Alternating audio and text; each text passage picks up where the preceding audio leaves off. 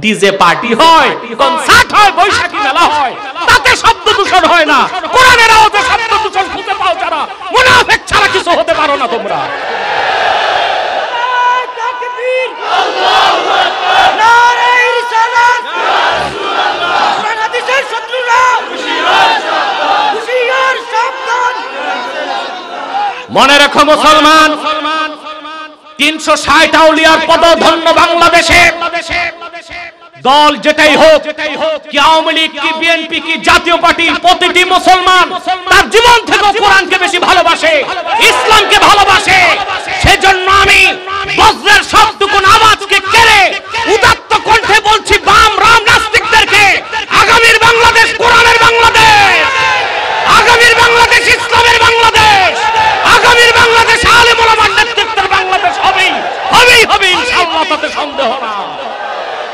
إن الحمد لله نحمده ونستعينه ونستغفره ونعوذ بالله من شرور أنفسنا ومن سيئات أعمالنا من يهده الله فلا مضل له ومن يضلله فلا هادي له ونشهد أن لا إله إلا الله وحده لا شريك له ونشهد أن سيدنا وحبيبنا ومولانا محمدا عبد الله ورسوله صلى الله عليه وعلى آله وصحبه وسلم الذي أكمل الله به قصر النبوة أي ختم الله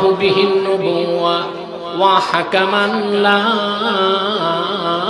نبي بعده وأعلن في القرآن بالبرهان أن محمدا صلى الله عليه وسلم خاتم النبيين والمرسلين الذي أرسله بالحق بشيرا ونذيرا وداعيا إلى الله بإذنه وسراجا منيرا فقد قال الله تعالى في كلامه المجيد والفرقان الحميد أعوذ بالله من الشيطان الرجيم بسم الله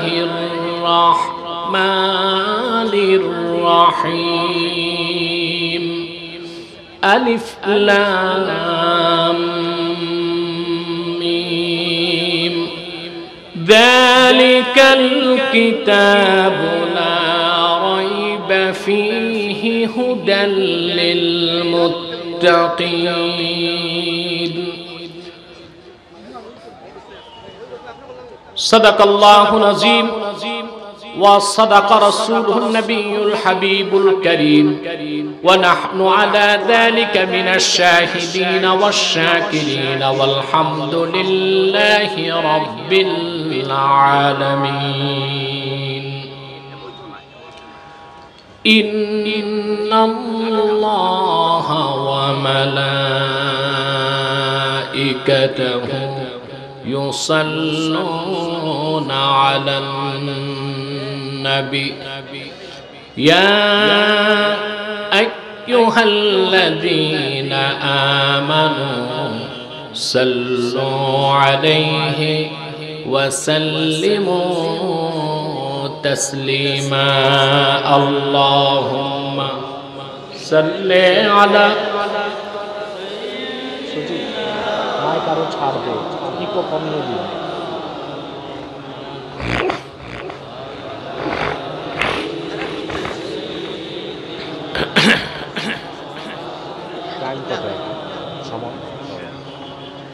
জবান খুলে পড়ুন আল্লাহুম্মা সাল্লি আলা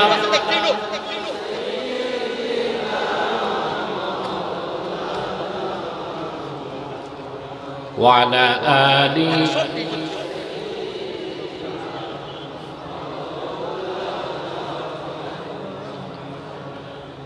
मेरा दिल तड़प रहा है, मेरा जल रहा है सीना, ये दवा वहीं मिलेगी, मुझे ले चलो मदीना। अल्लाहुम्मा सल्ले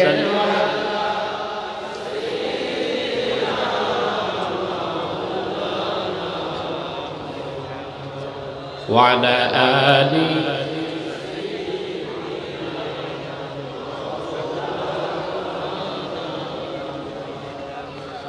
मदीने की हवा से जन्नती बू आती है, खाके पाके मदीना में नूरे जन्नत चमकती है। अल्लाहुम्मा सल्ले अला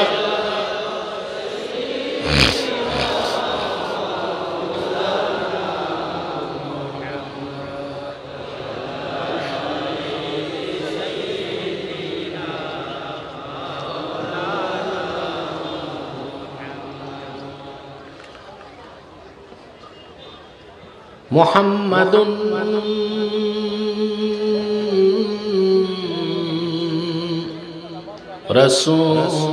रसूलुल्लाहि सल्लल्लाहु अलैहि वसल्लम खतमल्लाहु बिहिन नुबुव्वा व हकमन ला नबिय्य बअदहु बलगल उला बिकमालिही हसनत जमीअ खिसालिही सल्लु अलैहि।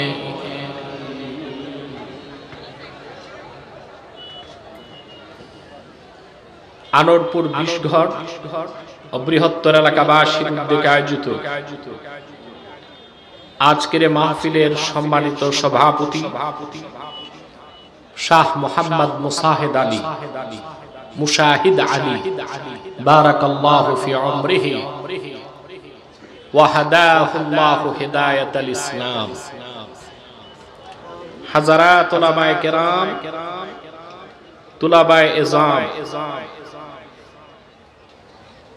দিনের বেলা দুপুর বেলা বিভিন্ন প্রান্ত থেকে ছুটে আসা আমার দিনদার মুসলমান ভাই ও বন্ধুগণ, সকলকে অন্তরের অন্তঃস্থল থেকে জ্ঞাপন করছি মোবারক।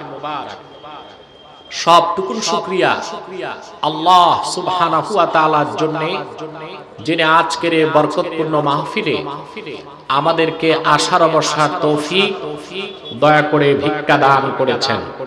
সেজন্য আসুন আমরা সকলে একবার অবনত চিত্তে হৃদয়ের আবেগ অনুভূতি উজাড় করে সমবেত কণ্ঠে বলি আলহামদুলিল্লাহ। অগণিত অসংখ্য দরুদ ও সালাম আল্লাহর সৃষ্টির প্রধান আকর্ষণ, বিশ্ব সভার সভাপতি, সকল নবী রাসূলগণের মাথার তাজ, শামসুল হিদায়াত, বদরুদ্দুজা, সাইয়্যিদুস সাকালাইন, ইমামুল মুরসালিন, খাতামুন নবিয়্যিন ওয়াল মুরসালিন, আফতাবে নবুওয়াত, শাহানশাহে রিসালাত, সরকারে দো জাহান, সুলতানুল মদিনা, নবিয়্যুল আম্বিয়া, হুজুরে আকরাম, নূরে মুজাসসাম, নূরুন আলা নূর, সাইয়্যিদিনা হাবিবিনা শাফিঈনা মাওলানা মুহাম্মদ সাল্লাল্লাহু আলাইহি ওয়া সাল্লামার উপর আল্লাহ জাল্লা যিকরু, যাকে আজ থেকে ১৫০০০ বছর আগে প্রেরণ করেছেন সর্বশ্রেষ্ঠ ও সর্বশেষ নবী ও রাসূল হিসেবে, যার পরে আজ পর্যন্ত পৃথিবীতে অবশ্যই কোন প্রকার নবী কিংবা রাসূল অবশ্যই আসে নাই, অবশ্যই এখনো নাই, অবশ্যই কিয়ামত পর্যন্ত আসবে না। সম্মানিত সুধী, আপনারা অনেকক্ষণ যাবত অপেক্ষায় ছিলেন, আমি আপনাদের ক্ষমা সুন্দর দৃষ্টি কামনা করি। আমি একটু আগেই আসতাম, কিন্তু কুয়াশার কারণে লো ভিজিবিলিটিতে আমার আসার কথা ছিল হেলিকপ্টারে, আমি সেটা ক্যান্সেল করেছি। আমি যেন মাহফিলে আসতে পারি আমি একটু কষ্ট বরদাস্ত করেছি, বাইয়ার এসেছি, সেজন্য আমাকে একটু দেরি হয়েছে। আপনার একটি জিনিস দেখতে পেলেন, যারা নিন্দুক এবং হিংসু, বিশুদ্ধগারকারী, সমালোচনাকারী, তারা অনেক সময় বলে থাকে হেলিকপ্টার দেখতে, তামাশা দেখতে মানুষ আসে। আজকে তাদের গালে আজকের এই মাহফিল একটা চপেটা ঘাত। হেলিকপ্টার দেখতে আসে না, আলোচকের চেহারা দেখতে আসে না, মানুষ আসে আল্লাহর কোরআনের আকর্ষণে। ঠিক কিনা বলে? আমি দেরিতে এসেছি, তারপরও শুধুমাত্র কোরআন কারীমের বরকতে মাহফিলটি দিনের বেলা জনসমুদ্রের রূপ নিয়েছে, আলহামদুলিল্লাহ বলে। এতে আপনারা খুশি না বেজার? সময় যেহেতু অত্যন্ত সংক্ষিপ্ত, আর আসর নামাজের আগেই আমাদেরকে মুনাজাত করতে হবে। মাইকম্যানকে বলো এক পাশের আওয়াজ আমার কানে লাগতেছে, এটা ঘুরিয়ে সেটিং করে দিন।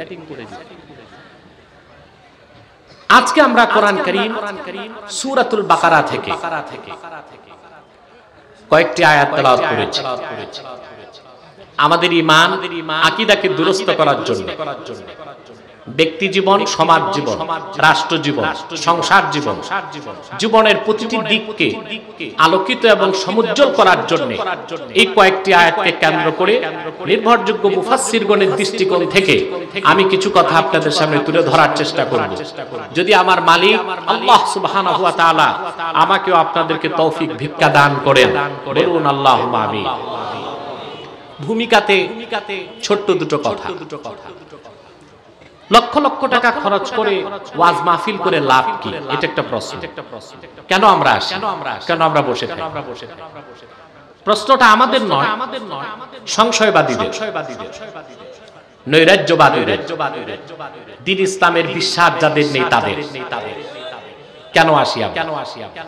প্রথম কারণ হচ্ছে কোরআন কারীমের মধুর আচ্ছাদন স্বাদ যারা পেয়েছে, আল্লাহর কোরআন থেকে তাদের দূরে রাখা যায় না। রাখা যায়? আমরা এসেছি, মাহফিলের উদ্দেশ্য হলো ঈমানকে বৃদ্ধি করা, আকীদাকে দুরস্ত করা, কোরআন সুন্নাহ মোতাবেক জীবন চলার ক্ষেত্রে দিক নির্দেশনা গ্রহণ করা। এটা একটি লাভ। দ্বিতীয় ফায়দা, আপনার এখানে এসেছেন, মাহফিল যত বেশি হবে ব্যক্তির কল্যাণ হবে, রাষ্ট্রের উন্নতি হবে। বলবেন সেটা কিভাবে? মাহফিলের সাথে রাষ্ট্রের কি সম্পর্ক? প্রশ্ন আসে না? কথা বলেন, আমি তার ব্যাখ্যা দিচ্ছি। ব্যক্তির কল্যাণ হলো আপনারা এসেছেন, হেঁটে এসেছেন, আল্লাহ পাক প্রতি কদমে 10টি নেকি আপনাদের দান করেছে। একটু বড় গলায় বলেন সুবহান। খুশি হয়ে থাকলে বলেন আলহামদুলিল্লাহ। বসে আছেন, প্রতি শ্বাসে 10টি নেকি হচ্ছে। মুনাজাত করে বাড়ি যাবেন, শিশুর মতো নিষ্পাপ হয়ে ঘরে ঢুকবেন। বিশ্বাস হয়? এটা আমার কথা না, সহিহ হাদিস। আল্লাহর হাবিব ইরশাদ করেছেন, মুমিন যখন ইলমে দ্বীন শিখার জন্য ঘর থেকে বের হয়ে যায়, ওয়ায়াস্তাগফিরু লাহু মান ফিস সামাওয়াতি ওয়াল আরদ হাত্তাল হিতানি ফিল মা।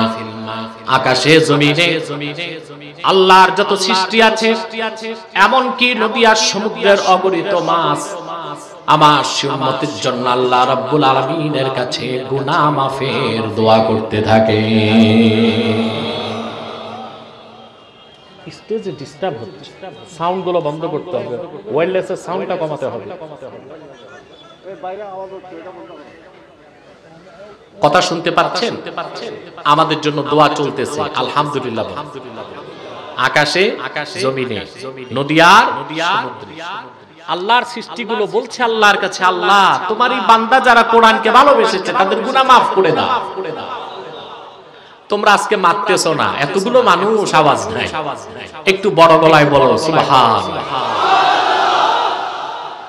না খেয়ে আসছো? না খেয়ে কথা বলে। আমিও না খেয়ে একরকম এসেছি, তাতে সমস্যা কি? আমরা তো রোজা রেখে অভ্যস্ত, ঠিক কিনা?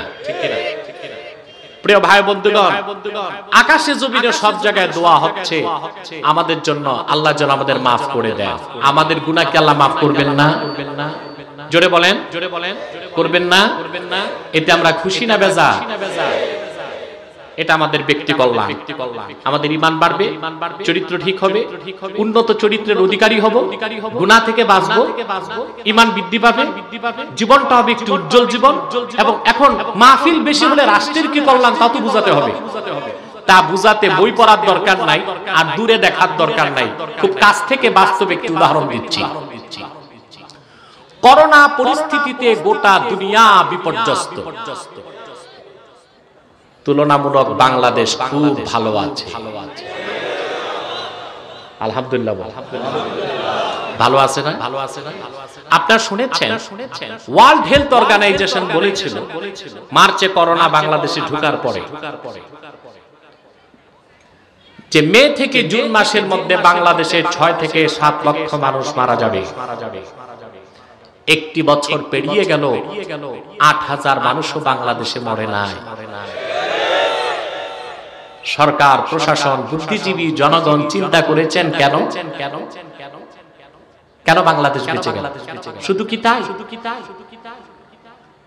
করোনার অদৃশ্য বোমায় যুক্তরাষ্ট্রের মতো পরাশক্তি ধরাশক্তিতে পরিণত হয়ে গেছে। উল্টো বাংলাদেশের অর্থনীতি, এটা রেমিটেন্স বেড়ে গেছে। দক্ষিণ এশিয়ায় বাংলাদেশের মানুষ এখন সবচেয়ে ধনী, মাথাপিছু আয় তাদের $1800 পেরিয়ে গেছে। বাংলাদেশ এখনো মধ্য আয়ে ঢুকে নাই, এখনো poorest country in the world, গরিব দেশ। কিন্তু বাংলাদেশ করোনা থেকে বেঁচে গেল কেন? তার মূলভূত কারণ হলো আল্লাহর কোরআনের বরকত। আরব বিশ্বকে বাদ দিলে সোনার বাংলায় যত মাহফিল হয় কোরআনের, পৃথিবীর কোথাও এত হয় না। লক্ষ লক্ষ মসজিদে প্রতিদিন 5 বার আজানের ধ্বনি হচ্ছে। মাদ্রাসাগুলোতে ফুলের মতো কোমল সুন্দর বাচ্চাগুলো সকাল বিকাল কোরআনের তেলাওয়াত করছে। গোটা সারা বাংলায়, বাংলাদেশের প্রতিটি জনপদে কোরআনের মাহফিলের আওয়াজ হচ্ছে। সেজন্যই বাংলাদেশে রহমতের বৃষ্টি বর্ষিত হয়েছে। আল্লাহ পাক করোনার গজব থেকে বাংলাদেশকে রক্ষা করেছে। নারায়ে তাকবীর, নারায়ে রিসালাত, কুরআন সুন্নাহর আলো, ঘরে ঘরে জালো। তাহলে কোরআনের মাহফিল যত হবে দেশের কল্যাণ তত বাড়বে। আমি প্রশাসনকে সবিনয় অনুরোধ করব, বাংলাদেশের সব মাহফিলগুলোর অনুমতি দিয়ে দিন, সিনেমা হলগুলো বন্ধ করে দিন, মাদ্রাসাগুলো খুলে দিন, আর বিভাগীয় নাইট ক্লাবগুলো বন্ধ করে দেন। রহমত আরো বাড়বে, সোনার বাংলা সত্যিকার সোনার বাংলায় পরিণত হয়ে যাবে। আর একমাত্র আল্লাহর কোরআনের ছোঁয়াতেই সম্ভব, ঠিক কিনা বলে?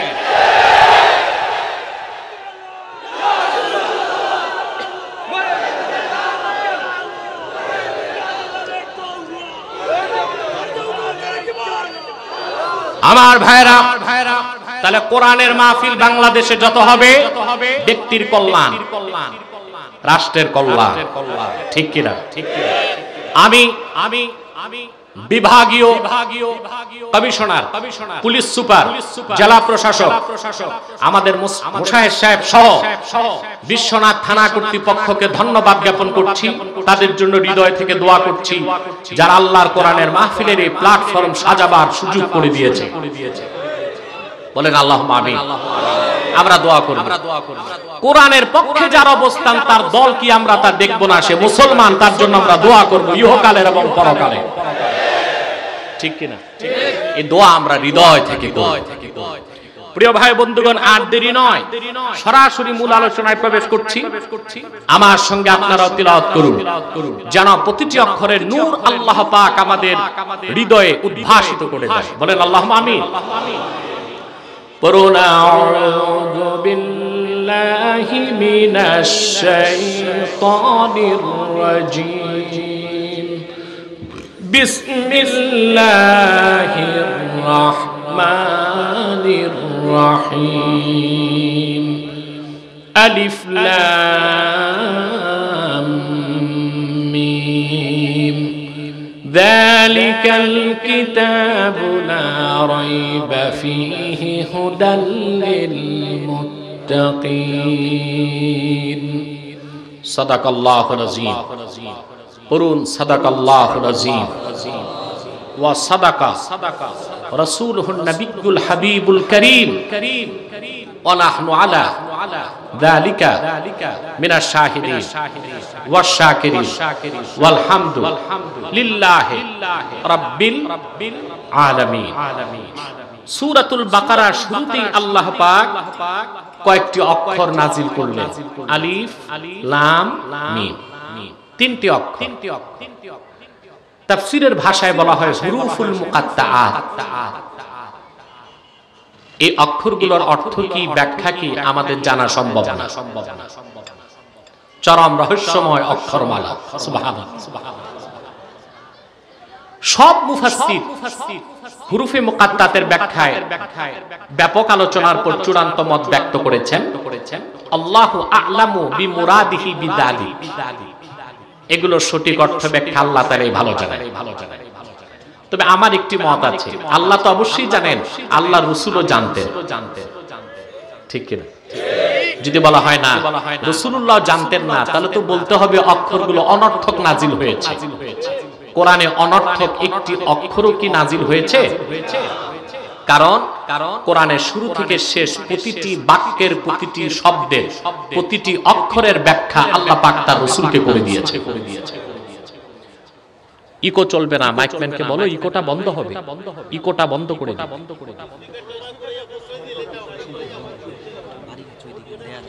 না দেয়ালে যদি বাড়ি খায়, আমার তো কানে লাগতেছে। ইকো বন্ধ, সাউন্ড বাড়বে, স্টেজে সাউন্ড বাড়বে। আমার দিকে তাকা। কোরআন কারীমের কোন বাক্যের শব্দের এমন অক্ষর আছে যা আল্লাহ তার রাসূলকে বুঝান নাই? থাকতে পারে? একটু জোরে মাতো না ভাই। আল্লাহ কোরআনে বলেছেন, লা তুহাররিক বিহি লিসানাকা লিতা'জালা বিহি ইন্না আলাইনা জামআহু ওয়া কুরআনাহু। মুহাম্মদ সাল্লাল্লাহু আলাইহি ওয়াসাল্লাম পবিত্র কোরআনকে আত্মস্থ করার জন্য দ্রুত আপনার জিহ্বা মোবারক সঞ্চালন করবেন না, তার দরকার নাই। বরং আপনি কোরআন যখন নাজিল হবে শুধু শুনবেন। আপনার সিনায় কোরআনকে জমা করে দেবার দায়িত্ব আমি আল্লাহ। ফাইদা করানাহু ফাত্তাবি কুরআনা। আমি যখন কোরআন নাজিল করব আপনি শুধু শুনেন। সুম্মা ইন্না আলাইনা বায়ানা। কোরআন আপনার সিনায় জমা করার দায়িত্ব আমি আল্লাহ। কোরআনকে আপনার কাছে ব্যাখ্যা করে বুঝায় দেওয়ার দায়িত্ব আমি আল্লাহ। তাহলে কোরআনের শুরু থেকে শেষ পর্যন্ত এমন কোন বাক্যের, এমন কোন শব্দের অক্ষর নাই যেটার অর্থ রাসূলুল্লাহ নিজে জানতেন না, ঠিক কিনা বলেন? তাহলে আলিফ লাম মিম এই অক্ষরগুলো, হুরুফে মুকাত্তাত গুলোর অর্থ আল্লাহ জানেন, আর আল্লাহ আপন রাসূলকে জানিয়ে দিয়েছিলেন। কথাটা বুঝতে পেরেছেন? তারপর আল্লাহ পাক বলেন, যালিকাল কিতাব লা রাইবা ফি। এ হলো মহাগ্রন্থ কিতাব কোরআন, এর মধ্যে কোনো সন্দেহ নাই, কোনো সংশয় নাই। বলেন সুবহানাল্লাহ। কোরআন কারীমের শুরুতেই আল্লাহ পাক বিশ্ববাসীকে স্যাটিসফাইড করে দিলেন। কোরআনের শুরু থেকে শেষ পর্যন্ত প্রতিটি বাক্যের, প্রতিটি শব্দের, প্রতিটি অক্ষর মহাসত্যের সর্বোচ্চ মানদণ্ডে উত্তীর্ণ, যেখানে কোনো সন্দেহ নাই, সংশয় নাই, সন্দেহের কোনো অবকাশ নাই। আওয়াজ করে বলেন সুবহানাল্লাহ। কে বলেছেন? কোরআনে যে সন্দেহ নাই, আল্লাহর এই কথার চ্যালেঞ্জের মোকাবেলায় কোন শক্তি পৃথিবীতে দাঁড়াতে পেরেছে? সেকালে, একালে, পারবে কোন কালে? সুবহানাল্লাহ বলবেন না? প্রতিটি জিনিস যাচাই করার, বাছাই করার একটা মানদণ্ড থাকে। কি থাকে? আমার কথা বুঝতেছেন? কানে ঢুকতেছে? একটু কথাও বলেন। আমার সাথে আপনাদের একটা রিলেশন থাকতে হবে, ঠিক কিনা? তাহলে আমি কথা বলে আনন্দ পাবো, আপনারাও বুঝবেন, ঠিক কিনা? কোরআন প্রতিটি জিনিস যাচাই বাছাই করার একটা মানদণ্ড আছে। কি আছে? আছে না? আপনার শরীর সুস্থ কি অসুস্থ, এটা যাচাই বাছাইয়ের মানদণ্ড হচ্ছে মেডিকেল সায়েন্স, ঠিক কিনা? স্বর্ণ আসল সোনা না লোহা না তামা না রূপা, তা যাচাই বাছাই করার একটা মানদণ্ড আছে, কোষ্ঠীবাদ, ঠিক কিনা? যে কোনো মতবাদ মতাদর্শ যাচাই বাছাইয়ের একটা মানদণ্ড আছে। কোরআন কি দিয়ে যাচাই করবেন? আল্লাহর বাণী। প্রশ্ন আসে না? কোরআন কারীম আল্লাহর শ্রেষ্ঠ কুদরত, মুহাম্মদ সাল্লাল্লাহু আলাইহি সাল্লামের শ্রেষ্ঠ মুজিজা। কোরআন কারীম এমন জিনিস যা যাচাই করার বাছাই করার কোনো মানদণ্ড নাই। কোরআনের প্রমাণ নিজেই কোরআন। একটি ফুটন্ত গোলাপ দেখলেই যেমন মনের ভিতরে ইয়াকিন পয়দা হয় এটা একটা ফুল, মধ্যাহ্নের দিবাকর সূর্যের দিকে তাকালে যেমন বোঝা যায় এটা সূর্য। উন্মুক্ত মনে কেউ যদি কোরআন তেলাওয়াত করলে সে বুঝবে এটা মানব রচিত নয়, আল্লাহর বাণী। কোরআনের প্রমাণ কোরআন নিজেই, সুবহানাল্লাহ। কারণ এর মধ্যে কোনো সন্দেহ নাই, কোনো সংশয় নাই। পৃথিবীতে যারা সংশয়বাদী, নৈরাজ্যবাদী, জড়বাদী, ইহজাগতিক, আপনারা যাদেরকে চিনেন যে নামটা বললে নাস্তিক, তাদের সবকিছু যাচাই বাছাই করার মানদণ্ড হলো বিজ্ঞান। আল্লাহর ওয়াস্তে তোমরা সব বজ্ঞা, বুঝো বুঝাও বলা যায়। প্রিয় ভাই বন্ধুগণ, সংশয়বাদী যারা, ইহজাগতিক, জড়বাদী আছে না, তাদের আরেকটা নাম হচ্ছে ন্যাচারালিস্ট, প্রকৃতিবাদী। ওনারা মনে করে সবকিছু ন্যাচারাল সিলেকশন, প্রাকৃতিক নির্বাচন। নাউজুবিল্লাহ বলে। তারা বিজ্ঞান পূজারী, সবকিছুতে বিজ্ঞানকেই প্রাধান্য দেয়। আর আমি বলে যাচ্ছি, আমি বলে থাকি বিজ্ঞানের 70% হচ্ছে রূপকথা। কেমন রূপকথা? যেমন কসমোলজি বিজ্ঞানের একটা শাখা আছে, সৃষ্টিতত্ত্ব। তার একটা গল্প তৈরি করছে চমৎকার, যে আজ থেকে 450 কোটি বছর আগে, তার মানে 4.5 বিলিয়ন বছর আগে পৃথিবীতে ছিল পানি। পানির আগে আরেকটা কাহিনী আছে, ওইটার বলতেছি না, আমি দ্বিতীয় কাহিনী বলি বিজ্ঞানের। কি ছিল? কত বছর আগে? 450 কোটি বছর আগে, 4.5 বিলিয়ন ইয়ার্স এগো। 450 কোটি বছর আগে ছিল পানিটা, দেখছে কি? প্রশ্ন আসে? বেশ ভালো কথা। তারপর কি হলো? তারপর কোটি বছর পরে সমুদ্রের পাথরের মধ্যে সালোক সংশ্লেষণের মাধ্যমে সূর্যের তাপে কিছু উদ্ভিদ জাতীয় জীব জন্ম নিল। ধীরে ধীরে তা পরিণত হলো এককোষী জীব অ্যামিবাতে। অ্যামিবা ফিউশন এর মাধ্যমে প্রাণীতে রূপ নিতে এটা হলো একটা জলজ প্রাণী। তারপর বিবর্তনবাদ, যেটা ডারউইনের গাঁজাঘুরি মতবাদ, সেটা এক সময় হয়ে গেল ব্যাং। ধীরে ধীরে বিবর্তনে হয়ে গেল বানর। তারপর বানরের এখন থেকে 27 কোটি বছর আগে, বানরের বয়স যখন 2 কোটি বছর, তখন বানর লেজ পড়ে গেল, সোজা দাঁড়ায় গেল, হয়ে গেছে মানুষ। এটা দ্য থিওরি অফ এভোলিউশন বিবর্তনবাদে চার্লস ডারউইন বলেছে। আহা, এই মতবাদ লেখার সময় যে ডারউইন সাহেব কয় পোটলা মেয়াদ উত্তীর্ণ গাঁজা খাইছে, এটার হিসাব আমার কাছে।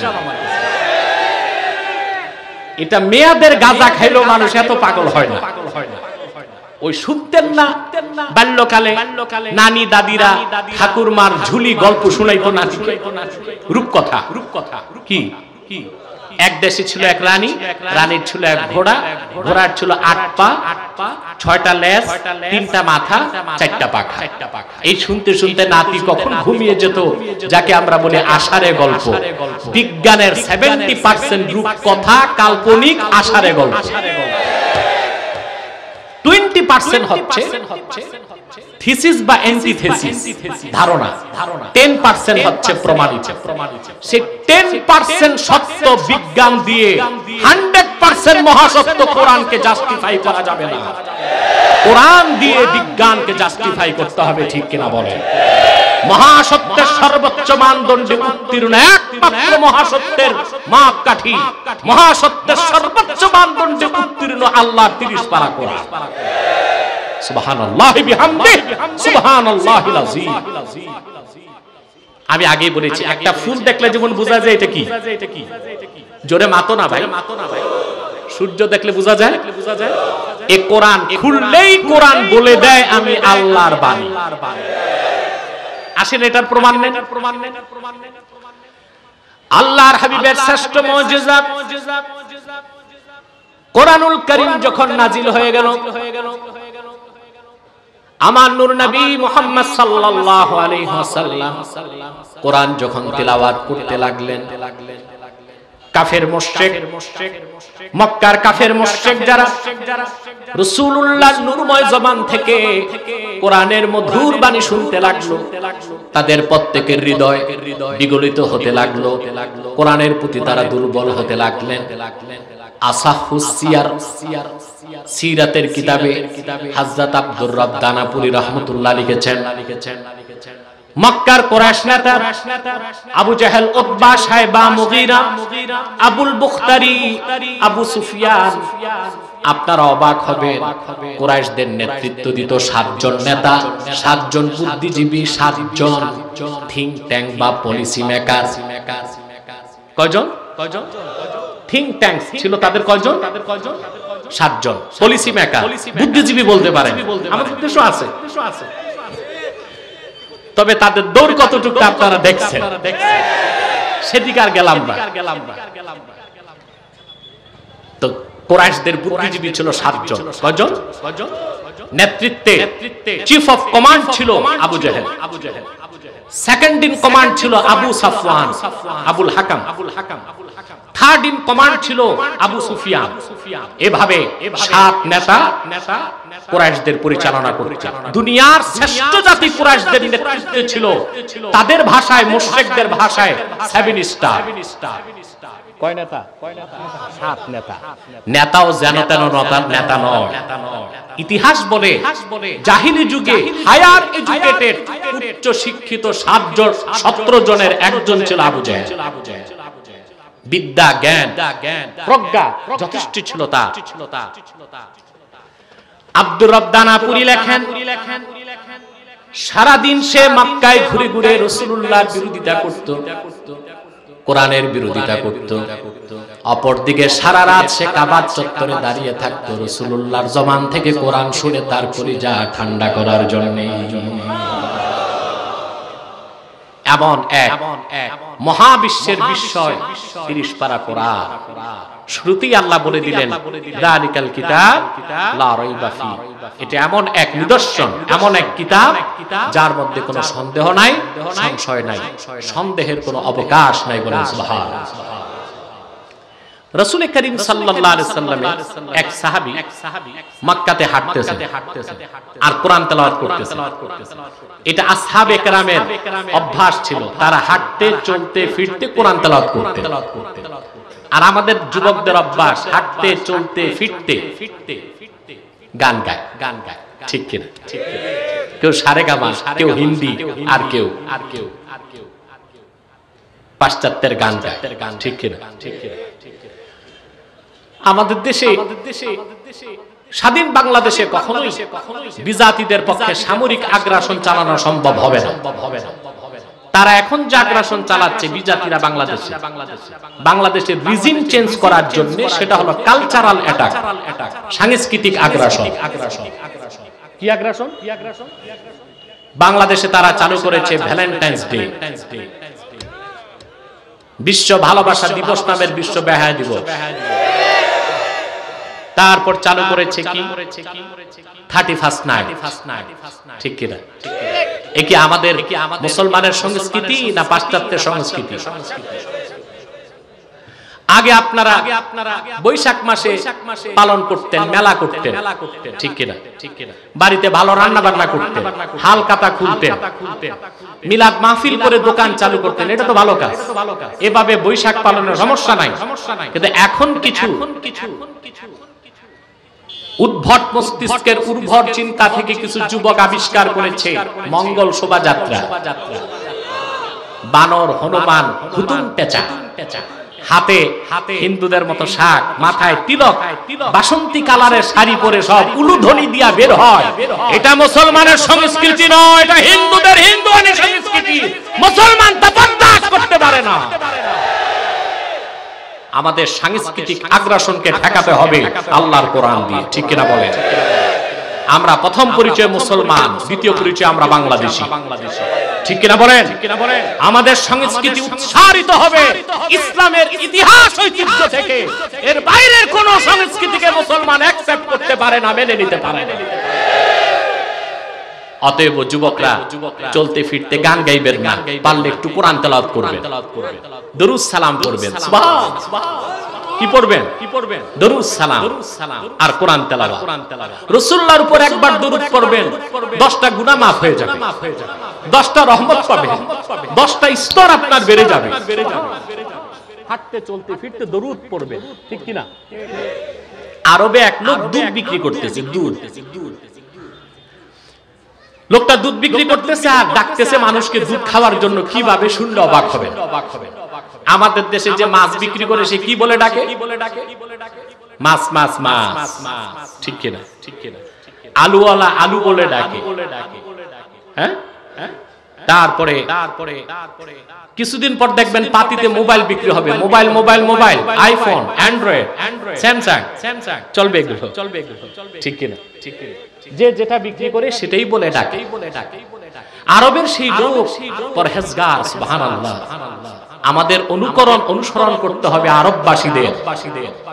তিনি দুধের গাড়ি ঠেলতেছেন আর লোককে ডাকতেছেন, ইশরাবুল হালিব, সাল্লু আলাল হাবিব। রাসূলুল্লাহর উপর দরুদ পড়ো, দুধ পান করো, দুধ পান করো, বেশি বেশি নূর নবীর উপর দরুদ সালাম পড়ো। সুবহানাল্লাহ। কাস্টমারও পাচ্ছে, পকেটে টাকাও আসতেছে, দুধও বিক্রি হচ্ছে, ওয়াজ নসিহতের সওয়াব হচ্ছে। আমরা একটু লাইফস্টাইলটা চেঞ্জ করলেই তো দো জাহানে কামিয়াব হতে পারি, ঠিক কি না? লোকটা ডাকতে পারতো কি বলে? বলেন না, বলেন না। এটা এই যে দুধ দুধ দুধ বললে ওর বেচা কেনা হইতো, সওয়াব হইতো। সে কি করলো?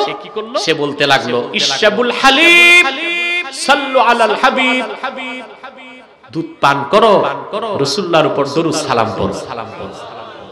সুবহানাল্লাহ। আমাদের সংস্কৃতি, অভ্যাস, লাইফস্টাইলকে, কালচারকে চেঞ্জ করতে হবে। কথা বুঝতে পেরেছেন? আপনি অবাক হবেন। আজকে দৈনন্দিন জীবনের উন্নতি, অগ্রগতি, সুস্বাস্থ্যের জন্য বিজাতিরা কোরআন সুন্নাহর লাইফস্টাইলকে গ্রহণ করছে। চায়না ফুজিয়ানা এগ্রোকালচার এন্ড ফরেস্ট ইউনিভার্সিটির গবেষক চাইনিজদের জীবন যাত্রা কি রকম, তারা এত সুস্থ কেন? আমাদের দেশের মানুষ 50 বছর বয়স হলে লাঠি হাতে নেয়, চায়নাতে 70 বছর বয়সে ওরা দৌড়ায়। স্বাস্থ্য এত ভালো কেন? অবাক হয়ে যাবেন। আমি সেই থিসিস পড়ে দেখলাম গবেষকের, তারা পরকালীন মুক্তির জন্য ইসলামকে গ্রহণ করে নাই, ইহজাগতিক কল্যাণ, নেতৃত্ব, কর্তৃত্ব, দুনিয়ার সমৃদ্ধির জন্য হাদিসকে মানতেছে। তাদের প্রথম দিনে শুরু হয় যেটা আর্লি টু রাইজ, ফজরের সময় তারা ঘুম থেকে উঠে। আর বাংলাদেশে 80% মুসলমান সকাল 10টায় ঘুম থেকে উঠে, সারা রাত টেলিভিশন দেখে, মোবাইল দেখে, ঠিক কিনা?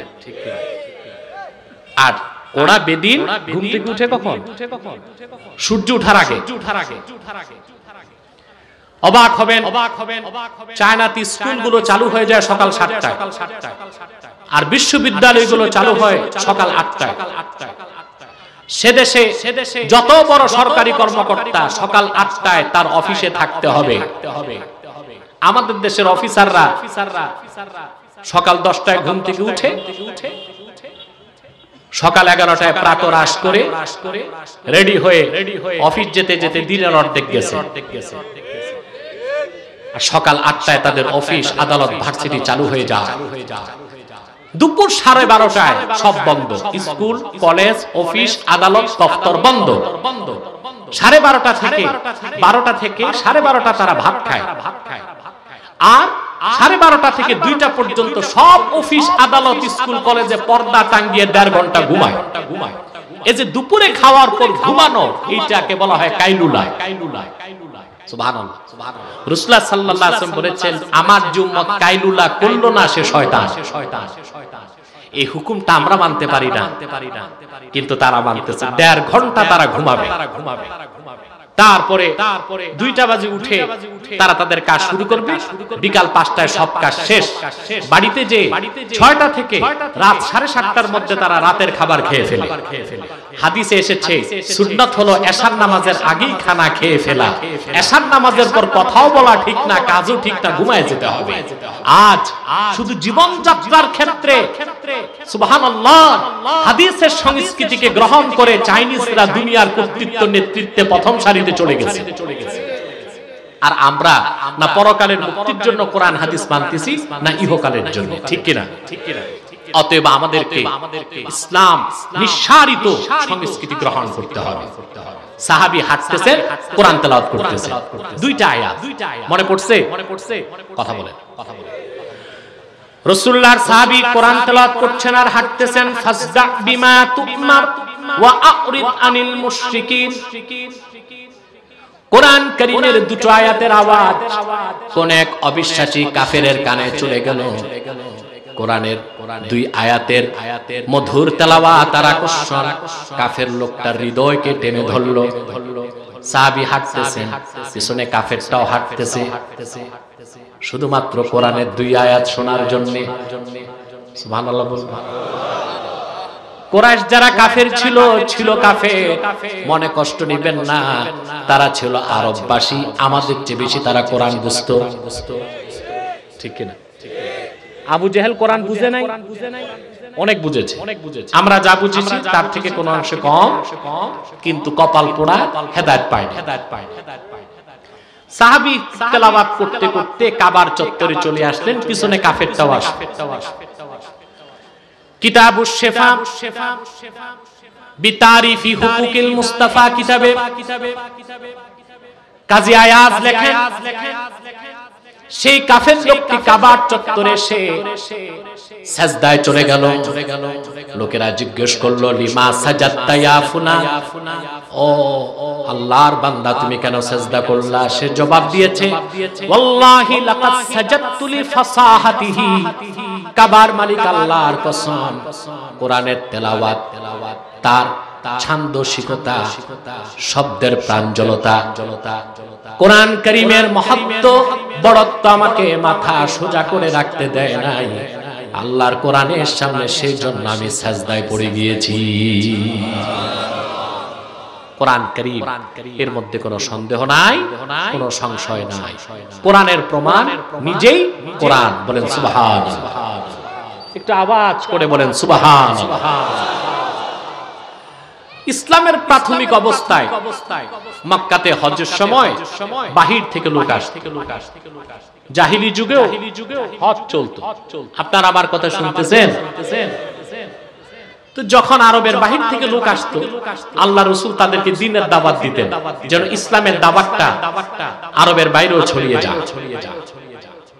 কিন্তু আবু জেহেল সে কি করতো? হজের সময় রাসূলুল্লাহ ইসলামের দাওয়াত দিতেন, আর আবু জেহেল ঘুরে ঘুরে বিদেশি যারা ইরাক থেকে, শাম থেকে, ফিলিস্তিন থেকে, হাবাসা থেকে আসতো, ইয়ামান থেকে আসতো, তাদেরকে বলতো, ভাই সাবধান, ভুলেও মুহাম্মদ সাল্লাল্লাহু আলাইহি ওয়াসাল্লামের কাছে যেও না। লোকজন বলতো, কেন? শুনেছি উনি খুব ভালো মানুষ, আল্লাহর আকাশের নিচে ওনার চেয়ে ভালো মানুষ নাই, ওনার কাছে যেতে নিষেধ করো কেন? বলে, শোনো, উনি এমন কিছু কথা শোনাবেন তাতে বাপ দাদার ধর্ম তুমি ঠিক রাখতে পারবে। বলে, কেন? কি শোনান?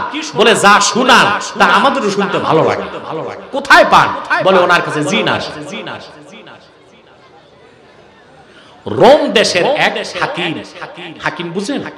ডাক্তার, কবিরাজ না, বিজ্ঞানী, দার্শনিক, চিকিৎসককে বলা হয় হাকিম। আমাদের দেশে যারা সালসা বেচে, কবিরাজি করে, এদের নাম হাকিম সাহেব। অনেক নামই আমরা পরিবর্তন করে ফেলেছি। ম্যারেজ রেজিস্টার যে বগলে খাতা নিয়ে দৌড়ায় এর নাম দিয়েছি কাজী সাহেব। এ যদি কাজী হয় তো ইসলামী আদালতের জাস্টিসকে কি বলবেন? কথা বলেন। কোরআনের আইন দিয়ে যে আদালত চলে সেখানে যিনি জাস্টিস হন তার নাম কাজী। আমাদের দেশে যারা কাপড় সেলাই করে এদের নাম দিয়েছি খলিফা। না, এ লোকটা টেইলার। খলিফাকে ইসলামী স্টেটের চিফ এক্সিকিউটিভ যিনি প্রধান নির্বাহী তার নাম হবে খলিফা। কুখ্যাত ইংরেজ জাতি আমাদের অভিজাত শব্দগুলোকে অপমান করার জন্য এই কুকর্মটা করে গেছে। আমরা তা পরিবর্তন করব এখন থেকে। টেইলারকে খলিফা বলবো না, ম্যারেজ রেজিস্ট্রারকে কাজী সাহেব বলবো না। মনে থাকবে? কথা বলেন। এগুলো সংশোধন করতে হবে, আমাদেরকে করতে হবে। আমরা করলে সবাই মেনে নিবে। ঠিক কি না? আমার প্রিয় ভাই বন্ধুগণ, রোম দেশের হাকিম বলল, আমাকে তাইলে একটু মুহাম্মদ সাল্লাল্লাহু আলাইহি ওয়াসাল্লামের কাছে নিয়ে যাও, আমি চিকিৎসা করব, জিন আর আসবে না। চলো। আসছে আল্লাহর রাসূলের কাছে। সুবহানাল্লাহ, আমার নূর নবী নিজেই ছিলেন মুজিজা। অন্য নবীরা মুজিজা দেখাতেন, রাসূলুল্লাহর চেহারা ছিল মুজিজা, দাঁত ছিল মুজিজা, চুল ছিল মুজিজা। সুবহানাল্লাহ। সেজন্যই তো কোরআনে আল্লাহ পাক তার হাবিবের চেহারার কসম করেছেন ওয়াদ-দুহা। সুবহানাল্লাহ বলবে। রাসূলুল্লাহর চেহারা কত সুন্দর ছিল। অনেক কাফের মুশরিক রাসূলুল্লাহর চেহারা দেখে মুসলমান হয়ে গেছে। হুজুর যখন হাসতেন, শামাইল তিরমিজি 14 নম্বর হাদিস, ইদা তাকাল্লামা রুইয়া কান-নূর ইয়াখরুজু মিন বাইনি সানায়া। রাসূলুল্লাহ যখন কথা বলতেন বেহেশতের হাসি আসতেন, যখন বেহেশতের হাসি আসতেন দুই দাঁতের মাঝখান থেকে নূর বের হয়ে যেত। আরেকটু জোরে সুবহানাল্লাহ বলবেন। সহিহ বুখারী দ্বিতীয় খণ্ড 910 পৃষ্ঠার হাদিস। আনাস বিন মালিক বলেন, রাসূলুল্লাহকে দেখলাম হাত তুলে দোয়া করতেছেন খালেদা সাইফুল্লাহর জন্য। হুজুর যখন হাত তুললেন, হাত্তা রাআইতু বায়াদা ইবতাইহি, আমি রাসূলুল্লাহর দুই বগল থেকে নূরের চমক দেখতে পেলাম। আপনার আমার বগলের কি অবস্থা? তা আফ্রিকার জঙ্গল হয়ে আছে। আর সাহাবী বলেন, আনাস বিন মালিক, বুখারী দ্বিতীয় খণ্ড 910 পৃষ্ঠার হাদিস। সুবহানাল্লাহ বলবেন না ভাই? বলেন না সুবহানাল্লাহ। কেমন রাসূলের উম্মত একটু বুঝার চেষ্টা করেন, তাইলে তো আর ঈমান বিক্রি করবেন না। সাহাবী বলেন, রাসূলুল্লাহ হাত তুললেন, হাত্তা রাআইতু বায়াদা ইবতাইহি, আমি আল্লাহ রাসূলের দুই বগল থেকে নূরের চমক দেখতে পেলাম। হাকিম গেছে রাসূলুল্লাহর কাছে, জিন সরাবে। কি সরাবে? রোম দেশের হাকিম। হাকিম মানে কবিরাজ না, বিজ্ঞানী, দার্শনিক, তাবিব, বড় চিকিৎসক। আল্লাহর হাবিবের চেহারা মোবারক দেখেই বুঝলেন তিনি সাধারণ কেউ নন। আল্লাহর হাবিবের কাছে যে বললেন, ইয়া রাসূলুল্লাহ, ইয়া হাবিবাল্লাহ, মানব জাতিকে আপনি কিসের দাওয়াত দেন? আল্লাহ রাসূল ছোট্ট একটা খুতবা পড়ে কোরআনের আয়াত তেলাওয়াত করলেন সূরা আহজাব থেকে, ইয়া আইয়ুহান নাবিয়্যু ইন্না আরসালনাকা শাহিদান ওয়া মুবাশশিরান ওয়া নাযীরা ওয়া দাঈয়ান ইলাল্লাহি বিইذনিহি ওয়া সিরাজাম মুনীরা। রাসূলুল্লাহ নূরময় জবান থেকে কোরআন কারীমের এতটুক শোনার সঙ্গে সঙ্গে সেই রোম দেশের দার্শনিক বিজ্ঞানীর মাথাটা নত হয়ে গেল। সে বলল, মুহাম্মদ সাল্লাল্লাহু আলাইহি ওয়াসাল্লাম, আমার প্রাণ ঠান্ডা হয়ে গেছে, মন তো ভরে নেই, আরেকবার শোনা। আল্লাহু আকবার। সাউন্ডটা কমে গেছে। আল্লাহর হাবিব আরেকবার শোনালেন। রোম দেশের চিকিৎসক বলল, ইয়া রাসূলুল্লাহ, আমার প্রাণটা জুড়ায় নাই, আরেকবার শোনায় দেন। রাসূলুল্লাহ তিনবার শোনালেন। এবার সে আর দেরি করলো না, রাসূলুল্লাহকে বলল, হাতি ইয়াদাক উবাইউকা ইয়া রাসূলুল্লাহ। হুজুর আপনার নুরানি হাত বাড়িয়ে দিন, আমি আর দেরি করতে চাই না। আপনার হাতে হাত রেখে এখনই আমি শাহাদা পড়ে মুসলমান হয়ে যাব। আবু জেহেলের মাথায় তো আকাশ ভেঙে পড়ছে। আনলাম চিকিৎসা করতে, আর মুহাম্মদ সাল্লাল্লাহু আলাইহি ওয়াসাল্লাম তার চিকিৎসা করে দিলেন। আবু জেহেল বলতে লাগলো, আচ্ছা ভাই, তুমি তো জ্ঞানীগুণী মানুষ, রোম দেশের বড় দার্শনিক, বিজ্ঞানী, জ্ঞানী, মুহাম্মদ সাল্লাল্লাহু আলাইহি ওয়াসাল্লাম কোরআন যে পড়লেন, তুমি কি পাইছো? কেন মুসলমান হয়ে? সেই হাকিম জবাব দিল, শোনো আবু জেহেল, ওয়াল্লাহি লাকাদ সামি'তু কাওলাল কাহানা ওয়াকাদ সামি'তু কাওলা শুআরা। কাবার মালিক আল্লাহর কসম রে আবু জেহেল, জীবনে বহু গণকের কথা শুনেছি, বড় বড় কবিদের কবিতা পড়েছি, দার্শনিকদের প্রজ্ঞাপূর্ণ ভাষণ শুনেছি। কোরআন যে শুনলাম তা গণকের কথা নয়, কবির কথা নয়, মানুষের রচনা নয়। যখন কোরআন শুনছিলাম মনে হলো মুহাম্মদ সাল্লাল্লাহু আলাইহি সাল্লাম মহাসমুদ্রের অতল তলদেশ থেকে মূল্যবান মণি মুক্তা আমার কানে ঢেলে দিচ্ছে।